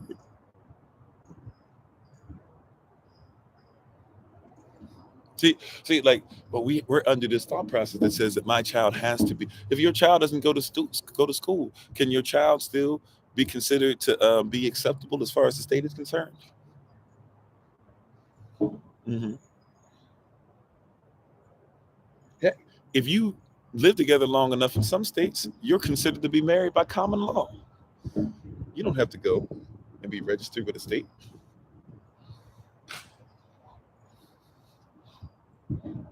So these things are all around us. We know that this stuff is there, but we're walking around with a place to where we think we're forsaken. But Yah has never left us for forsaken. Even in this colonized foolishness that we're living in, there's still ways legally, even if they're being unlawful, there's still things legally that the unlawful must bow down to, because the ways of Yah are universal. Even the devil has to bow down, right? Doesn't it say that even demons and imps and devils and all this stuff that you talk about, when they hear the name of Yahshua, even they bow down, even they quiver, they quiver, they shake, they're afraid, even they have fear. They have respect and reverence for the name of the Most High, even though they don't live righteously. Let the Most High, watch this. The devil even can't, the devil has so much reverence for the Most High. This is going to sound weird to you, but I'm gonna just say it the way that the Holy Spirit gave it to me. The devil has so much respect for the Most High, right? Has so much respect for the Most High. Now watch this. He can't even do anything to you unless the Most High says go ahead. See, I wish some of our people had as much, but this is gonna sound weird. I wish some of our people had as much respect for the Most High as the devil does. You say that don't make sense. He's trying to take over his kingdom. I'm never trying to take. Look, the devil doesn't even move in anything that he's not allowed to. I know you don't want to hear that. That sounds like I'm a false preacher. Call me whatever you want. I'm trying to tell you that the devil doesn't even move. He had to ask permission. You don't believe me? Have you considered my servant Job? Well, I would do something to him. But you got a hedge of protection around him. I sure enough do. Okay, go ahead. You can do this to Job. You can do whatever you want, but don't touch him, because his life be mine. So do whatever you're going to do, but don't touch his body. All right, I did all the stuff. And then he come back. He's in a worship service again. He met him in the praise and worship service. He come back to the second praise and worship service. Devil, what you doing here this time? Well, same thing I was doing last time. I go around seeking whom I may devour to and fro. He said, man, I told you Job was a bad boy. You ain't gonna mess with my servant Job like that. He said, yeah, but you ain't let me touch him. For real, you let me touch him this time. Skin for skin. Let me hit his body. I promise you I'm gonna have him on. Yeah, thought about it, looked at eternity, knew how he created Job, saw Job's life, saw that he was perfect and upright, and said, go ahead. Just don't take his life, because that belongs to me. The devil don't move unless Yah gives him permission. I wish that we wouldn't move unless Yah gave us permission. I wish we wouldn't preach unless Yah, I wish we wouldn't get married unless Yah gave. Okay, hold on. I know I'm messing up. Wait, but hold. I'm gonna find something that y'all won't be mad at. Hold on. I wish that we would eat only with Yah get. Okay, hold on. Wait a minute. Hold on. I'm sorry. What is it that I wish? I wish that we would raise our children the way that Yah. Oh, wait a minute. Hold on. I know there's too many laws to do that. Wait a minute. Excuse me. I wish that we would. I wish that we would come together as men and women and stop fighting each other. Oh, wait a minute. Hold on. That we're supposed to call each other bad words and stuff. Hold on one second. I wish that we would support actually every single thing that the Word of Yah says, because even the devil doesn't move in the things that Yah doesn't say he can't move in. But you got so much free will. And you love free will. This is what people mean when they say free speech. They think free speech means say whatever, and I'm going to be literally. I mean this literally. You believe that free speech is to say whatever the hell you want to say. And you believe that. Y'all be surprised when these preachers say stuff in church, and you're like, where did that come from? Ooh, I wasn't expecting that. And man, I thought that he loved us. And I thought that we're going to be about the truth. No, they're not about the truth. They've been preaching hellishly for a long time. No wonder the devil comes up in there, because the devil not only doesn't move without Yah's permission. See, he's not a fallen angel. He's a fallen cherubim. The other ones are fallen angels that are with him, right? The other that it talks about Enoch, those are fallen angels, right? But the fallen cherubim is the devil. And guess what? They don't have free will. That doesn't mean they can't make decisions, but they don't really have free will like we have it. Not in the sense that, like, they have free will to a certain degree, But see, they haven't been created in the manner that you were created. It says you were created differently than the angels. If you look in scripture, you are not the same as angels. Now, angel means messenger, so it's talking about a certain type of angel or a certain type of messenger, because you can be an angel. That's why the Bible, when it says, be careful of how you entertain angels unaware, you might be talking to an angel or a messenger of the Most High and not even know. Be careful how you treat people, right? But the devil, he's a fallen cherubim. He's not an angel. He's a fallen cherubim. And so he used to be part of those, what y'all call archangels. And so he fell. And when he fell, he still can't do anything. Remember, what the Psalm describes what the devil even is sounded like or looked like, what his gift was. His gift was a musician. It describes him like a percussive organ, or maybe you might even think of like a Hammond B3 organ. It describes him like a percussive organ. And it says that the wind of the spirit of Yah would blow in him, and out of him would come this beautiful music, and all of heaven would be in praise and worship service. Right? That's how it describes him. That's how it describes him, that he was this beautiful organ-like, percussive organ-like, powerful, gifted, uh, um, position cherubim. And then he heard the music and saw the worship that happened, and he began to think it was about him. So he lost his position, but still kept the gift, and went out and started trying to make sure that people started to bow down to him, and he realized how to get some music out there. But since it's not the same music that comes out of Elohim and blown into him, therefore going through him, he only has what is in him alone, or the remnants of what Elohim had blown through him before, and he learned from. So he knows how to be similar. Revelation 13, the second beast, where it says that it has the body of the lamb, but it speaks like a serpent. He knows how to look like what he's created to be, look like something that gives glory to Yah. But the reality is, when you listen to him, he's absent of the breath inside of him.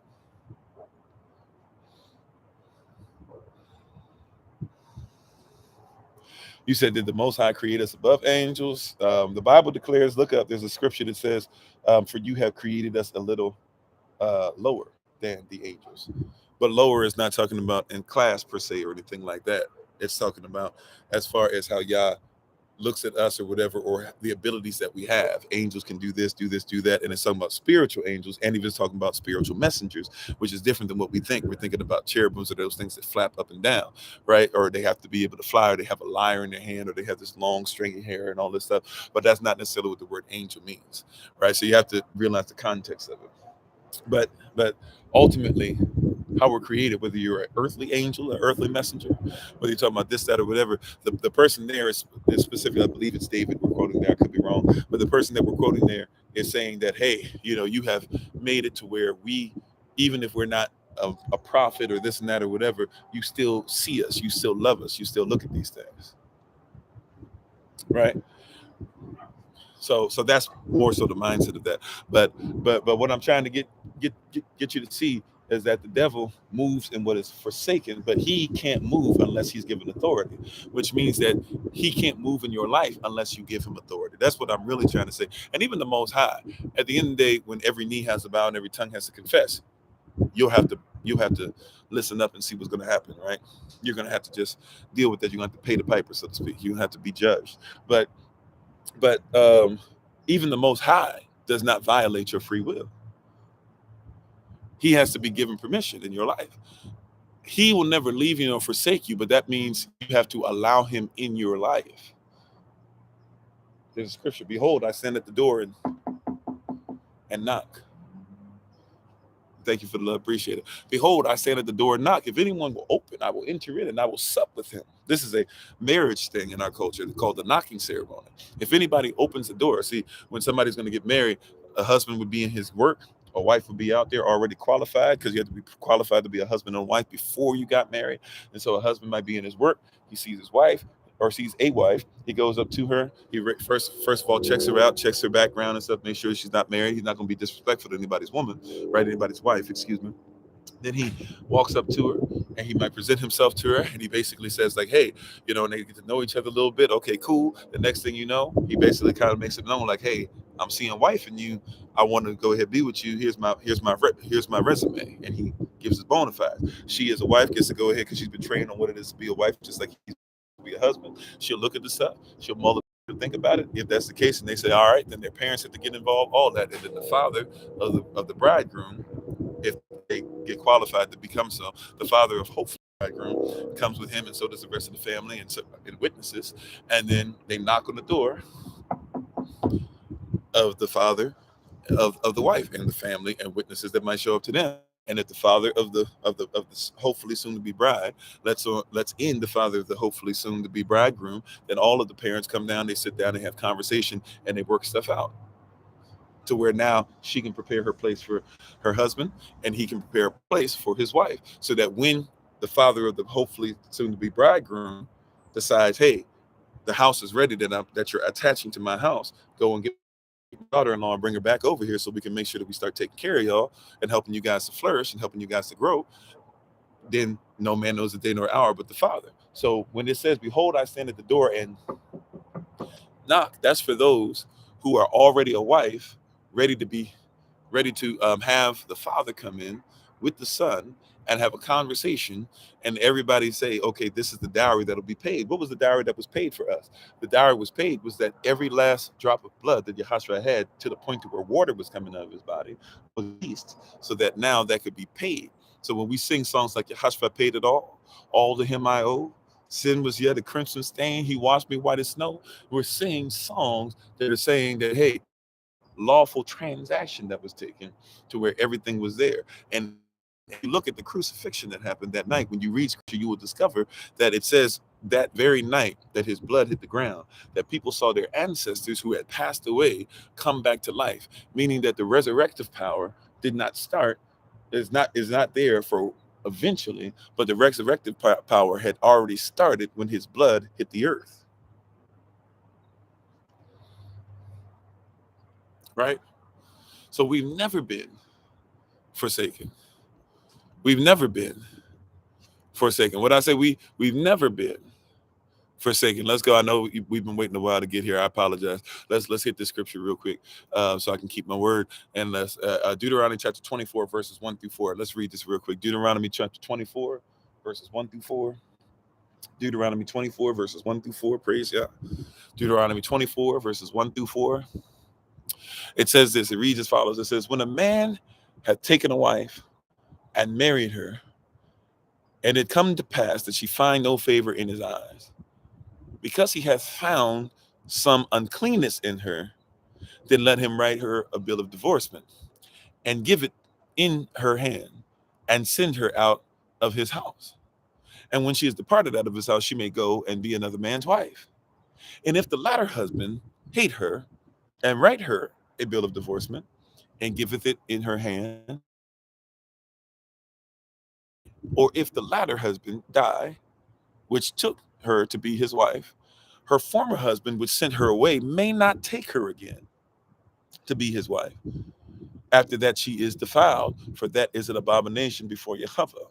And thou shalt not cause the land to sin, which Jehovah Elohim giveth thee for an inheritance.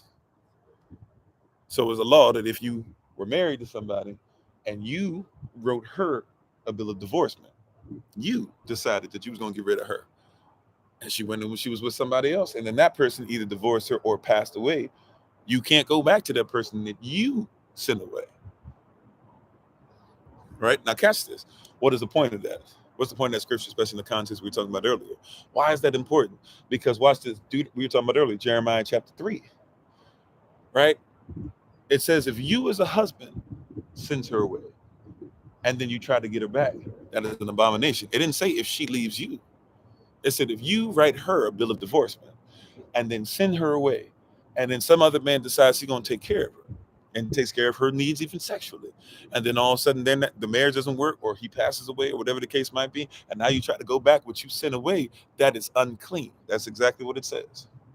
Okay, now watch this. Jeremiah 3 comes around and says the same thing. He says it is an abomination, right, for the husband to send his wife away, and then his wife has sex with another man, and then he takes the wife back after he sent her away, right? Well, watch this. But then he says, but I want you to come back to me. I don't think you caught the cultural reference. I don't think you caught the cultural reference. Hear what I'm saying now? I don't think you caught it. It says, if he sins, if the husband sends his wife away and then tries to take back his wife after she's had sex, because sex is marriage, marriage is sex. So you divorced her, she got married to somebody else, and now you're trying to take back what you divorced. You have no right to her, right? It's an abomination to do so.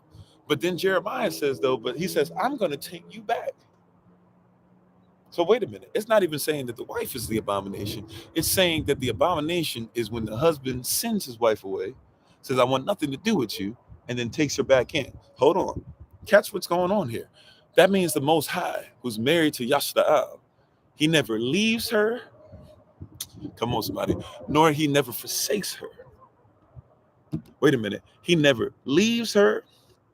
And he also never forsakes her. That means that he never left Israel. His wife left him. He says it would be an abomination if I took back what I sent away. But he said, I'm bringing you back in. Who's listening? Come on, you beat me to the punch. Come on now, who's listening, right? So some people think you're forsaken. He said, I never sent Israel away. I never left her, nor forsook her. The issue is not that I sent Israel away. The issue is that my wife, Israel, left and forsook me and put other Elohims or other gods or other Netchers or other Eurijas or other whatever, deities, etc., other men, other women, other children, other idols. You put them before me. I never left you, but you left me. I don't forsake my wife, but my wife forsook me. Since I never sent you away, then it means you can still come back. See, he never left us nor forsook us, but don't get it twisted. It doesn't mean that you never left him nor forsook him. That's why you need to you need to be forgiven. You need to forgive yourself. You need to go through purification. You need to repent, and you got to build up trust now. You got to turn from your wicked ways. If my people who are called by my name, you share my name. You want everybody else's last name, you share my name. My people who are called by my name would humble themselves, right? Would turn from their wicked ways, would fast, would pray, would turn from their wicked ways, would let go of some of the things that they're doing and come back to me. He said, then I will hear from heaven. Then I will heal their land. He never left his wife. He never left the throne. He never left the area that he's in. He's still Yehovah Elohim. And he still loves us.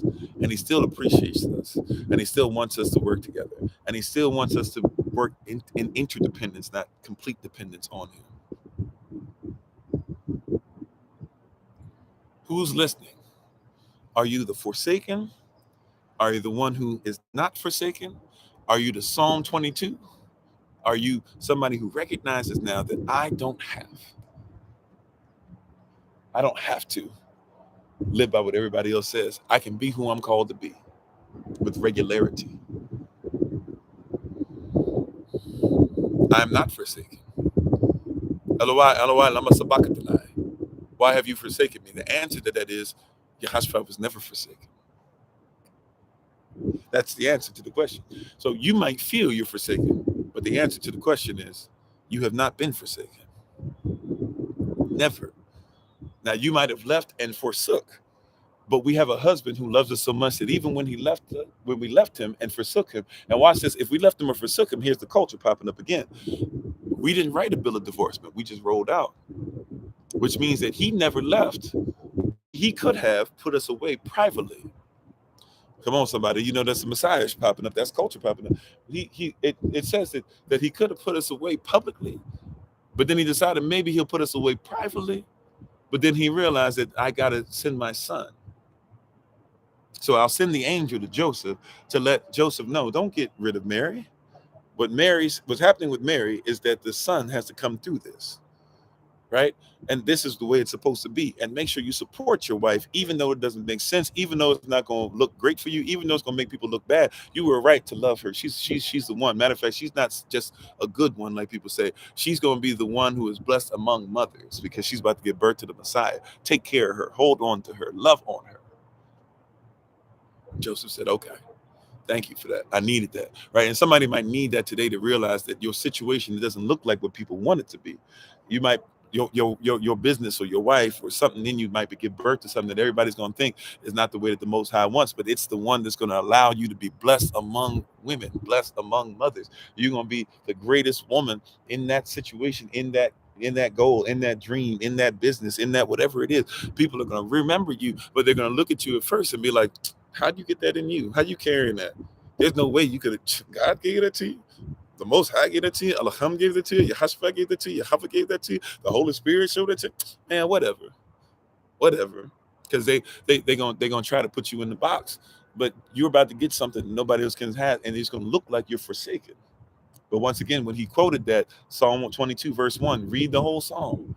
We're gonna read it one last time. We're gonna take our leave. Right? We'll kind of do a shout out. I'm not gonna play any music because I'm in somebody's neighborhood, so I'm not gonna blast music. Praise God. It's still early over here. It's 8:21 over here. I know it's 11:21 and on the East Coast, 10:21. I'm the one that's behind y'all now for the next little bit, right? But watch this. You ready? Let's read Psalm 22 again. And this time, now that we got the context, it hits different, right? You guys ready? Let's read Psalm 22 once more. Here we go. Psalm 22 verse 1. You ready? So remember, now this is Yahashua. He quotes the first verse. But those who are scholars and those who would have had this word memorized and those who would have known the scrolls, they would have known exactly what he was saying. Once again, those who are scholars and those who knew the scrolls and those who were faithful to the word and those who were obedient, they would have known exactly what he was saying. Psalm 22, verse 1. All right, you ready for this? Psalm 22, verse 1. And we'll take our leave after this. We'll do a shout out of sorts. I'll show you what's going on. I'll put some stuff up on the screen, but I'll let you guys see the view as we're doing it. I'm not going to play music, but I'll just let the stuff go. So if you want to be part of the shout out and stuff today, you might be able to stay on YouTube, even though you won't be able to see what everybody's seeing on TikTok. But if you want to listen to the announcements and stuff, you can feel free to. Okay. So here we go. Psalm 22, verse 1. All right. Psalm 22, verse 1. And we'll read the whole thing. Verse 1 is what the Messiah quotes. Then after that, this is what this is what they would have thought about when he quoted this. Remember, this is a song. Like we were using the example earlier. If I were to say, it was all a dream, a lot of people would say, I used to read Word Up magazine, Salt and Pepper and Heavy D up in the limousine. Right? Okay. So we know this stuff, right? Like if I were to say, now we was just two, because of the same mind, quick to holler red with the same line, y'all would probably finish the rest of that, get to the I ain't mad at you part, right? So this is the same thing for them. They knew these songs, they knew these words, they knew when they heard this, they knew the rest of the verse, they knew the rest of the song, right? This was a hit song for them, right? This is a hit song by King David that they kept. We don't keep these things, we don't learn these things like our people did, but this for them was a hit song, it was a hit record. So when they heard this, they would have said, oh, I know that reference point, right? Like when y'all hear the song, better is the one day in your courts, better is the one day in your house, better is the one day in your courts than thousands elsewhere, right? Like you look for the scripture, you know that, right? It's the same thing. Same thought process, same mindset. So here are these people who would have seen the Messiah on the cross in the situation where it looks like he has been defeated, where it looks like there's nothing that's going to happen. It looks like their lawlessness, they're going to get away with it. It looks like they're not going to have to deal with somebody taking their shine. It looks like everything the Messiah has said and stood for is not going to last. And now all of a sudden, here comes something on their playlist, right? On Psalm 22. And he says it while he's on the cross. And look at everything that he's saying. He's saying, David told y'all this was going to happen. And sure enough, he says, you guys have been singing this. You guys know this. He says, now I want y'all to hear this. We're going to say it again. We're going to say it again, just like we did at the beginning. We'll say this again. We'll just recite this, and then we'll go ahead and take our leave. We'll do a version of a shout out where I'll say some stuff, and you guys can look out at the view while we're talking about this. But let's just go ahead and get into this together, right? Psalm 22, right? Are you forsaken or are you not forsaken? Was Yahashua forsaken or was he not forsaken? When he said, Eloi, Eloi, lama sabachthani, was he saying, my Elohim, why I've forsaken, and that's it? Or what was he quoting? Let's look at it. Psalm 22, verse 1. My Elohim, why hast thou forsaken me? Why art thou so far from helping me, and from the words of my roaring? O my Elohim, I cry in the daytime, but thou hearest not, and in the night season, and am not silent. But thou art holy. O thou that inhabitest the praises of Yasharal. Our fathers trusted in thee. They trusted, and thou didst deliver them. They cried unto thee and were delivered. They trusted in thee and were not confounded. But I am a worm and no man, a reproach of men, and despise the people. All they that see me laugh to scorn. They shoot out the lip, they shake their head, saying, but thou art he that they shake their head at saying, he trusted on Yahweh that he would deliver him, let him deliver him, seeing he delighted in him.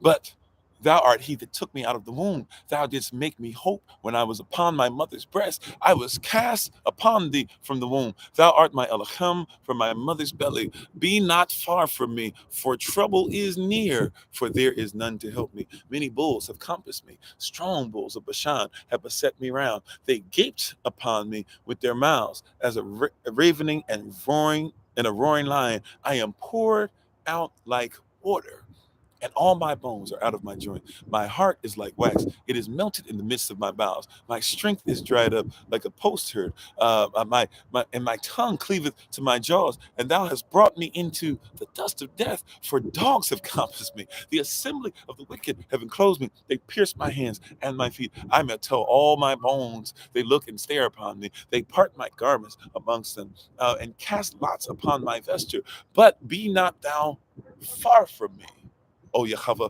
O my strength, haste thee to help me. Deliver my soul from the sword, my darling from the power of the dog. Save me from the lion's mouth, for thou hast heard me from the horns of the unicorns. I will declare thy name unto my brethren. In the midst of the congregation will I praise thee. Ye that fear Yahweh, praise him. All ye seed of Jacob, right? All ye seed of Jacob, glorify him and fear him, all ye the seed of Israel. For he hath not despised nor abhorred the affliction of the afflicted, neither hath he hid his face from him. But when he cried unto him, he heard. My praise shall be in the great congregation. I will pay my vows before them that fear him. The meek shall eat and be satisfied. They shall praise Yahweh that seek him. Your heart shall live forever. All the ends of the world shall remember and turn unto Yahweh, and all the kindreds of the nation shall worship before thee. For the kingdom is Yahweh's, and he is the governor among nations. All they that be fat upon the earth shall eat and worship. All they that go down to the dust shall bow before him, and none can keep alive his own soul. A seed shall serve him. It shall be accounted to a dawn for a generation. They shall come and shall declare his righteousness unto a people that shall be born, that he hath done this. For the Lord is my shepherd, I shall not want. He maketh me to lie down in green pastures. He leadeth me beside the still waters. He restoreth my soul. He leadeth me down the path of righteousness for his name's sake. Yea, though I walk through the valley of the shadow of death, I shall fear no evil, for thou art with me. Thy rod and thy staff, they comforteth me. Thou preparest a table in the presence of mine enemies. Thou anointest my head with oil. My cup runneth over. Surely his tabah, his goodness and mercy shall follow me all the days of my life, and I will dwell in the house of the Lord forever. The earth is the Lord's, and the fullness thereof, the world, and they that dwell therein. For he hath founded it upon the seas and established it upon the floods. Who shall ascend into the hill of the Lord, of Yahweh, and who shall stand in his holy place? He that hath clean hands and a pure heart, who hath not lifted up his soul unto vanity, nor sworn deceitfully, he shall receive the blessing from Yahweh, and righteousness from the Elohim of his salvation. This is the generation of them that seek him, that seek thy face, O Jacob. Salah. You see that? See, it's a different context. Amen. When we look at it correctly, it hits different. It hits different, doesn't it? This is what he was, when he said this on the cross, people said, wait a minute, what did he just say?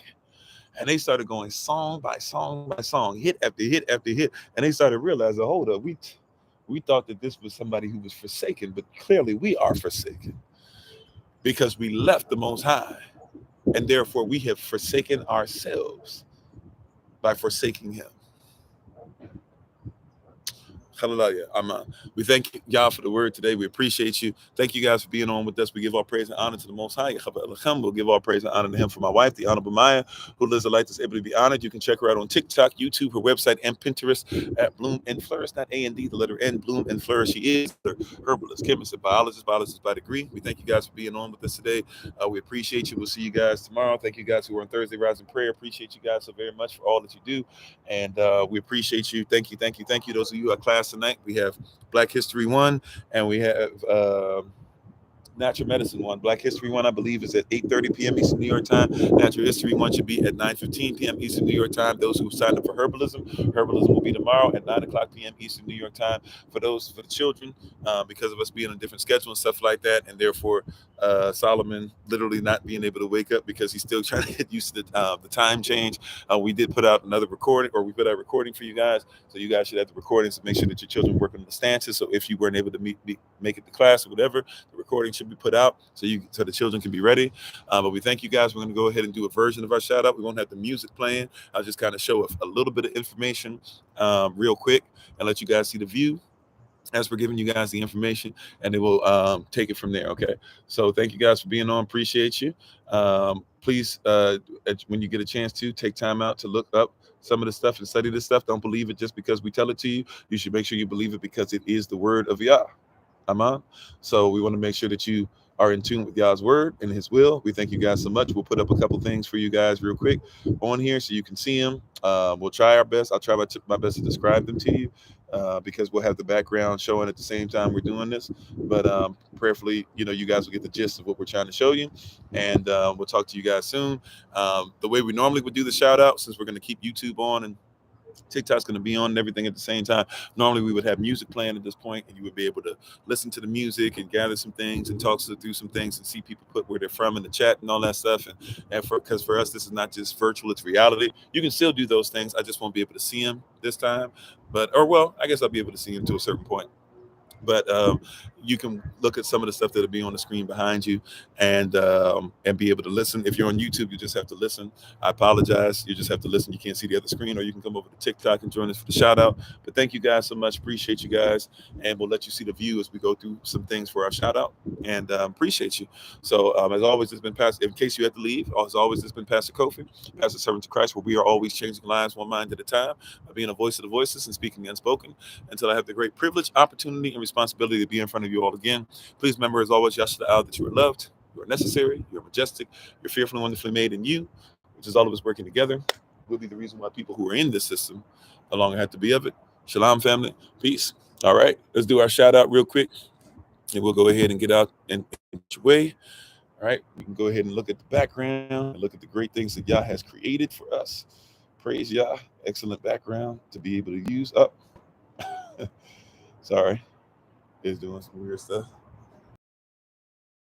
I know what I'm doing.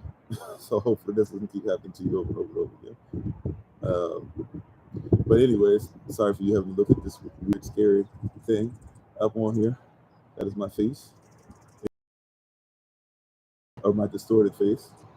Hopefully my face doesn't look there. Sorry. Hold on, let's try and get this together again.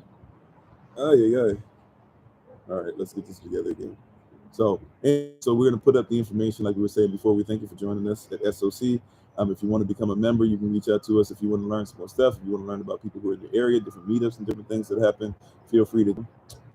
This thing is. Oh, wow. Okay. Sorry, y'all. I guess every time I touch this one button, it's gonna do this. All right. I did not know that that's how you make this thing work. Okay, hold on one second. I might have to. You guys who are on YouTube are probably like, what in the world is going on up there? But I'll try and get this correct this time. Sorry, y'all. I keep leaving scary images. Hopefully the babies ain't watching. Okay, let's try it again. All right, I think I got this down. I think I know why this is doing it this time. All right, I told y'all I'm not that great with technology. I use it all the time, but still. Anyways, alrighty. So thank you for being with us at Serpents Christ today. We appreciate you. Hopefully you learned something and you get something out of today's message. If you're interested in partaking in different things that we do, as we were saying before, we have a lot of different things that we do for the community, including classes, including things that we do for our children, homeschool, all types of stuff. If you'd like to be able to reach us, if you're on TikTok, at any time you can go ahead and you can text us or email us at the information that's on here. You can also look us up at hashtag Find Kofi. That's hashtag FINDKOFI, like you're looking for somebody, and then my name, hashtag Find Kofi. If you Google it, you'll find a bunch of stuff that pops up on there. You can get more information, to see more different videos, get more of a taste of what we do and what we believe, and things of that nature. We also want to invite you to different things that we have going on at SOC, and we're proud to be able to have different things that we offer. But if just for a little background on some of the stuff as well. Sorry, I'm having an issue with this for some reason. Why am I having an issue? Okay, here we go. So um, we have different things that we believe and that we do. If you like to take screenshots while we're talking as well, if you're on top, but we have stuff like that comes with our newsletter, different things that are happening, things that are coming out. So, if you want to learn different things, we teach our children the Hebrew characters, and we believe in making sure that our culture is something that's there, all these different things. So, if you'd like to partake in different things and learn more about that, we have different parts of SOC all over the place. And ministerial staff that's there to help people, and we have members that are there to learn and grow with each other. Right now, as you can see, we're actually in the background. You can see we're actually in California right now. We're going to do a meetup on September 2nd and the 3rd with everybody who wants to come up to San Francisco. Then we'll be coming through one weekend, the 17th or the 18th, whatever Sunday that is, the 17th, 18th of September. We'll be in either, I think probably Dallas, might be in Houston, but probably Dallas, Texas. So if you're in the Texas area, somewhere close to that, and you'd like to come by and say hi, you can do so as well. But we're in different areas and things of that nature. We have a lot of ministerial staff. Our minister of the month is Minister Bertram, who right now is in the midst of celebrating 30 years of marriage with his lovely wife. And so we honor him and her, Minister Bertram and Sister Jessica, on their journey. As we said before, we have a lot of different things that we do here as well. Right now, the sisters are going through a book called 21 Days of Motivation. And we have classes right now. We started the first week. We just started this last Monday on the 28th. And our classes are as follows. On Mondays, we have Sovereignty 1 and Sovereignty 2. On Tuesdays, we have Sovereignty 3 and Hebrew characters. On Thursdays, we do Black History and Natural Medicine 1. And then on Friday, we have herbalism for this quarter, for the second semester, this third quarter of the year. So if you're interested in joining up with some of that, feel free to do so. Also, too, we have the we have the Yah's Land project that we are partakers in. So if you're interested in more information on that, where we're getting closer now to basically getting the land signed off on and finally officially purchasing the land and having a place where we're going to start growing our own food and eventually living on. We still have some years of development to go on it once we purchase it. But if you'd like to find out more information and if you want to volunteer to help us with certain things, feel free to get more information from us at any time. Right. And also to the Feast of Tabernacles, which, by the way, if you're not going to be physically coming to the Feast of Tabernacles, which will be in Georgia, September 29th through October the 6th, if you're not going to be able to physically be there, you can be there via Zoom. If you'd like to join us via Zoom, just feel free to let us know in advance. We do need to ask for a donation of $50, or even if you can't make the donation right away, just let us know and we will work with you best we can to make sure that this stuff is all right. So just reach out if you're interested in some of that. Also, too, we have these announcements. We have different announcements. Don't forget the Sister Judith tomorrow, by the way. I don't know why it says Fridays at 7 p.m. Eastern. Sorry about that. On Fridays at 12 p.m. Eastern, New York time, Sister Judith does Raw Cooking Show. I got to find out. I'm going to try and reach out to her today to see if we're going to be doing it on YouTube again. Or I think she might have enough followers now on TikTok to where she might be able to do it on her TikTok channel. So either way, we praise y'all for her. We want to be a support to her. Please, man, please, sir, do that. If you're interested in membership, let us know. We give a shout out to the MITs once again. MIT Jenny, MIT Tracy, MIT Jelani, and we're missing one. So sorry about that. I just realized that as well. MIT, or I can't read it, so I'm assuming it looks like we're missing one. MIT Stephen. So we ask that you continue to pray for them as they continue to grow and they get ready to develop in leadership. We also have stuff like for our children. So If your children are interested, if you're interested in your children doing homeschooling or learning some stuff, we have stuff like French class, which my wife teaches on Mondays at 3 o'clock p.m. Eastern New York time. So if you're interested in that, let us know. They use a lot of videos and things like that to be able to learn what's going on. We also have stuff like women's meeting. Women's meeting is coming up this Saturday, by the way, at 7 o'clock p.m. Eastern New York time. Or hold on. Yeah, this Saturday, right? I think so. This Saturday, 7 o'clock p.m. Eastern New York time. And so, sisters, if you'd like to be able to join in, feel free to go ahead and join in. We thank you guys for doing so and being obedient, and you guys always have a great turnout. Or you just had your women's meeting. One of them, I can't remember. I think you just had it. Whichever. I had to look. Oh yeah, the women's meeting. They just had the women's meeting. I'm sorry, but you're invited to come. They do it every fourth Saturday of each month. Also, too, we talked about this Judith's cooking show or the raw food diet that she helps us with. So feel free to go ahead. Hopefully, you've been looking at your homework assignments that you had and you got yourself together. Especially those of you that were on. We believe a lot in making sure that we continue to learn the story of our people. So we're excited about that. We invite you to learn more with us. We invite you to learn more about the actual Paleo Hebrew and the writings and the culture that we have. Everything is very culture oriented, as we keep saying. We have stuff that we do for our children, especially stuff like Shabbat school and things like that. So if you'd like to learn more about that, as far as your children, we do Shabbat school on Saturdays, even though Shabbat can move according to the moon. But if we're using the Gregorian or lunar calendar, we make sure that Shabbat school is something that's talked about, something that's there. Everything that we use today is part of the Fair Use Act, just to make it known. So if somebody's like, how are you using this or how are you using that? Or you might have said something, or if you play music or something like that on this channel, we know that everything's under the Fair Use Act. Women of SOC, like we talked about, there's many things, a plethora of things that we do together. Please be ready. Matter of fact, sisters, don't forget at the end of the year, December, that the Women in Red event is going to be coming up. So if you're interested in more information on the Women in Red, TikTok for a second, sorry. Okay, here we go. Sorry about that, TikTok. If you're interested in Women in Red stuff coming up, let us know. That'll be coming in December. We have the Men of SOC as well, where we do a lot of different things. By the way, for the Men of SOC, we have WhatsApp links, and we have Discord community as well. We have a lot. So if you'd like to be able to find out more information on some of that stuff and how to reach out, we even have strings that pop up. So if you're interested in finding out how to be there for one another and want to learn more, let us know. Once again, we have stuff like our Shabbat school, which we take great pride in, and the fact that our children, who are so blessed and so powerful and so smart and so intelligent, we have many different things that we've done as far as meetups and different things. We believe in keeping the word us. It's not just virtual, this is reality. So we do have all types of meetups that we do with all types of people around the globe. We're trying our best to continue. Those of you who are in England, specifically, but even in the United Kingdom, we're trying to develop some stuff for you guys very soon to make sure you guys can be meeting up as well. So we want to keep up the family dynamic as always, and all the stuff that we're doing. We want it to be known that we are very much so into making sure that we are living together as a group of people. This is not just for one person. It's not just for one person to be by themselves. We don't want to feel like you're on an island. And it's very easy for those of us that are in the faith to kind of feel like we're by ourselves, but you are not alone.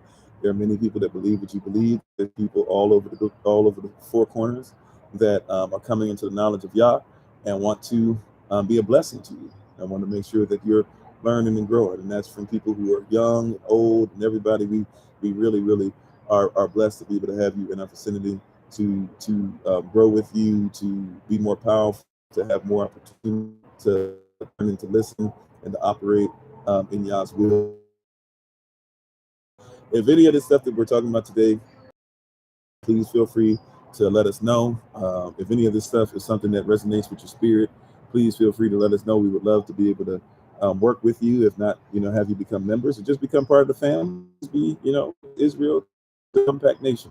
That's ultimately the goal at all times, is to come together. So we have different things that we do, once again, and we want you guys to be aware of it. We want you guys to know that we have mad love and respect for each and every one of you. And we thank you guys for spending time with us today. Hopefully you got something out of the message. Hopefully something resonated with you.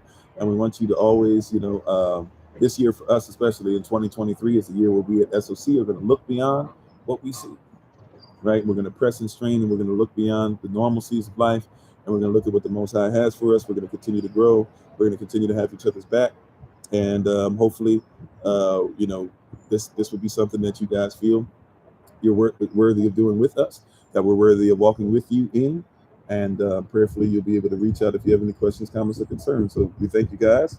We appreciate you. If you'd like to contact us, once again, if you're on YouTube or coming over from Facebook or something like that, all of this is in the description with the video. So you can easily go to the video, look up the stuff in the description. If you're on TikTok, or even if you go to the podcast as well, that stuff is there. If you're on TikTok, feel free to go ahead and text us at the number that you see, or you can go to the website and look up contact info and and we can get your information that way, and try to contact us. It's a lot easier a lot of times, to be honest, just with how busy I am, for you to contact us, text us, email us. But if you want to just wait, I'll try and get back to you, or maybe ministerial staff will get back to you ASAP. But we appreciate your presence here today, and we honor you. We can't do this without you. Even if you're just simply somebody who watches every day, it really helps us to promote the kingdom and promote what it helps us to promote all over the world. So we appreciate you. We thank you guys so much. We honor the king, queen, and each every one of you, or the royalty in you, even if you're not living inside that royalty. We honor the potential royalty inside of you, because it's already been planted inside of you. And we thank you so much. And we really, once again, appreciate your presence. As always, this has been Pastor Kofi, Pastor Sermon to Christ, where we are always changing lives, one minded, but being a voice of voices and speaking the unspoken. Until I have the next opportunity, responsibility, and pleasure of being in front of you all again, please remember, as always, Yasha'Al, that you are loved, you are necessary, you are majestic, you are fearfully and wonderfully made in you, which is all of us working together. You'll be the reason why people who are in this system no longer have to be of it. Don't forget about your affirmations. Romans chapter 8, verse 1. You are not under condemnation. Romans 8:11, the same spirit that rose Yeshua from the dead dwells within you and quicken your mortal body. Romans 8:18, the suffering of this present time is not worthy to be compared to which shall be revealed. Romans 8:19, therefore the creature is waiting on the manifestation of the sons of Elohim. Romans chapter 8, verse 28, all things work together for Tabah, for those that love Elohim and are called according to his purpose. And here's a bonus for you, Romans 8:37, that you are more than a conqueror. So don't think like conquerors. Think like you are more than. Don't think with common sense. Think with kingdom sense. Have a blessed day, family. Shalom. Peace.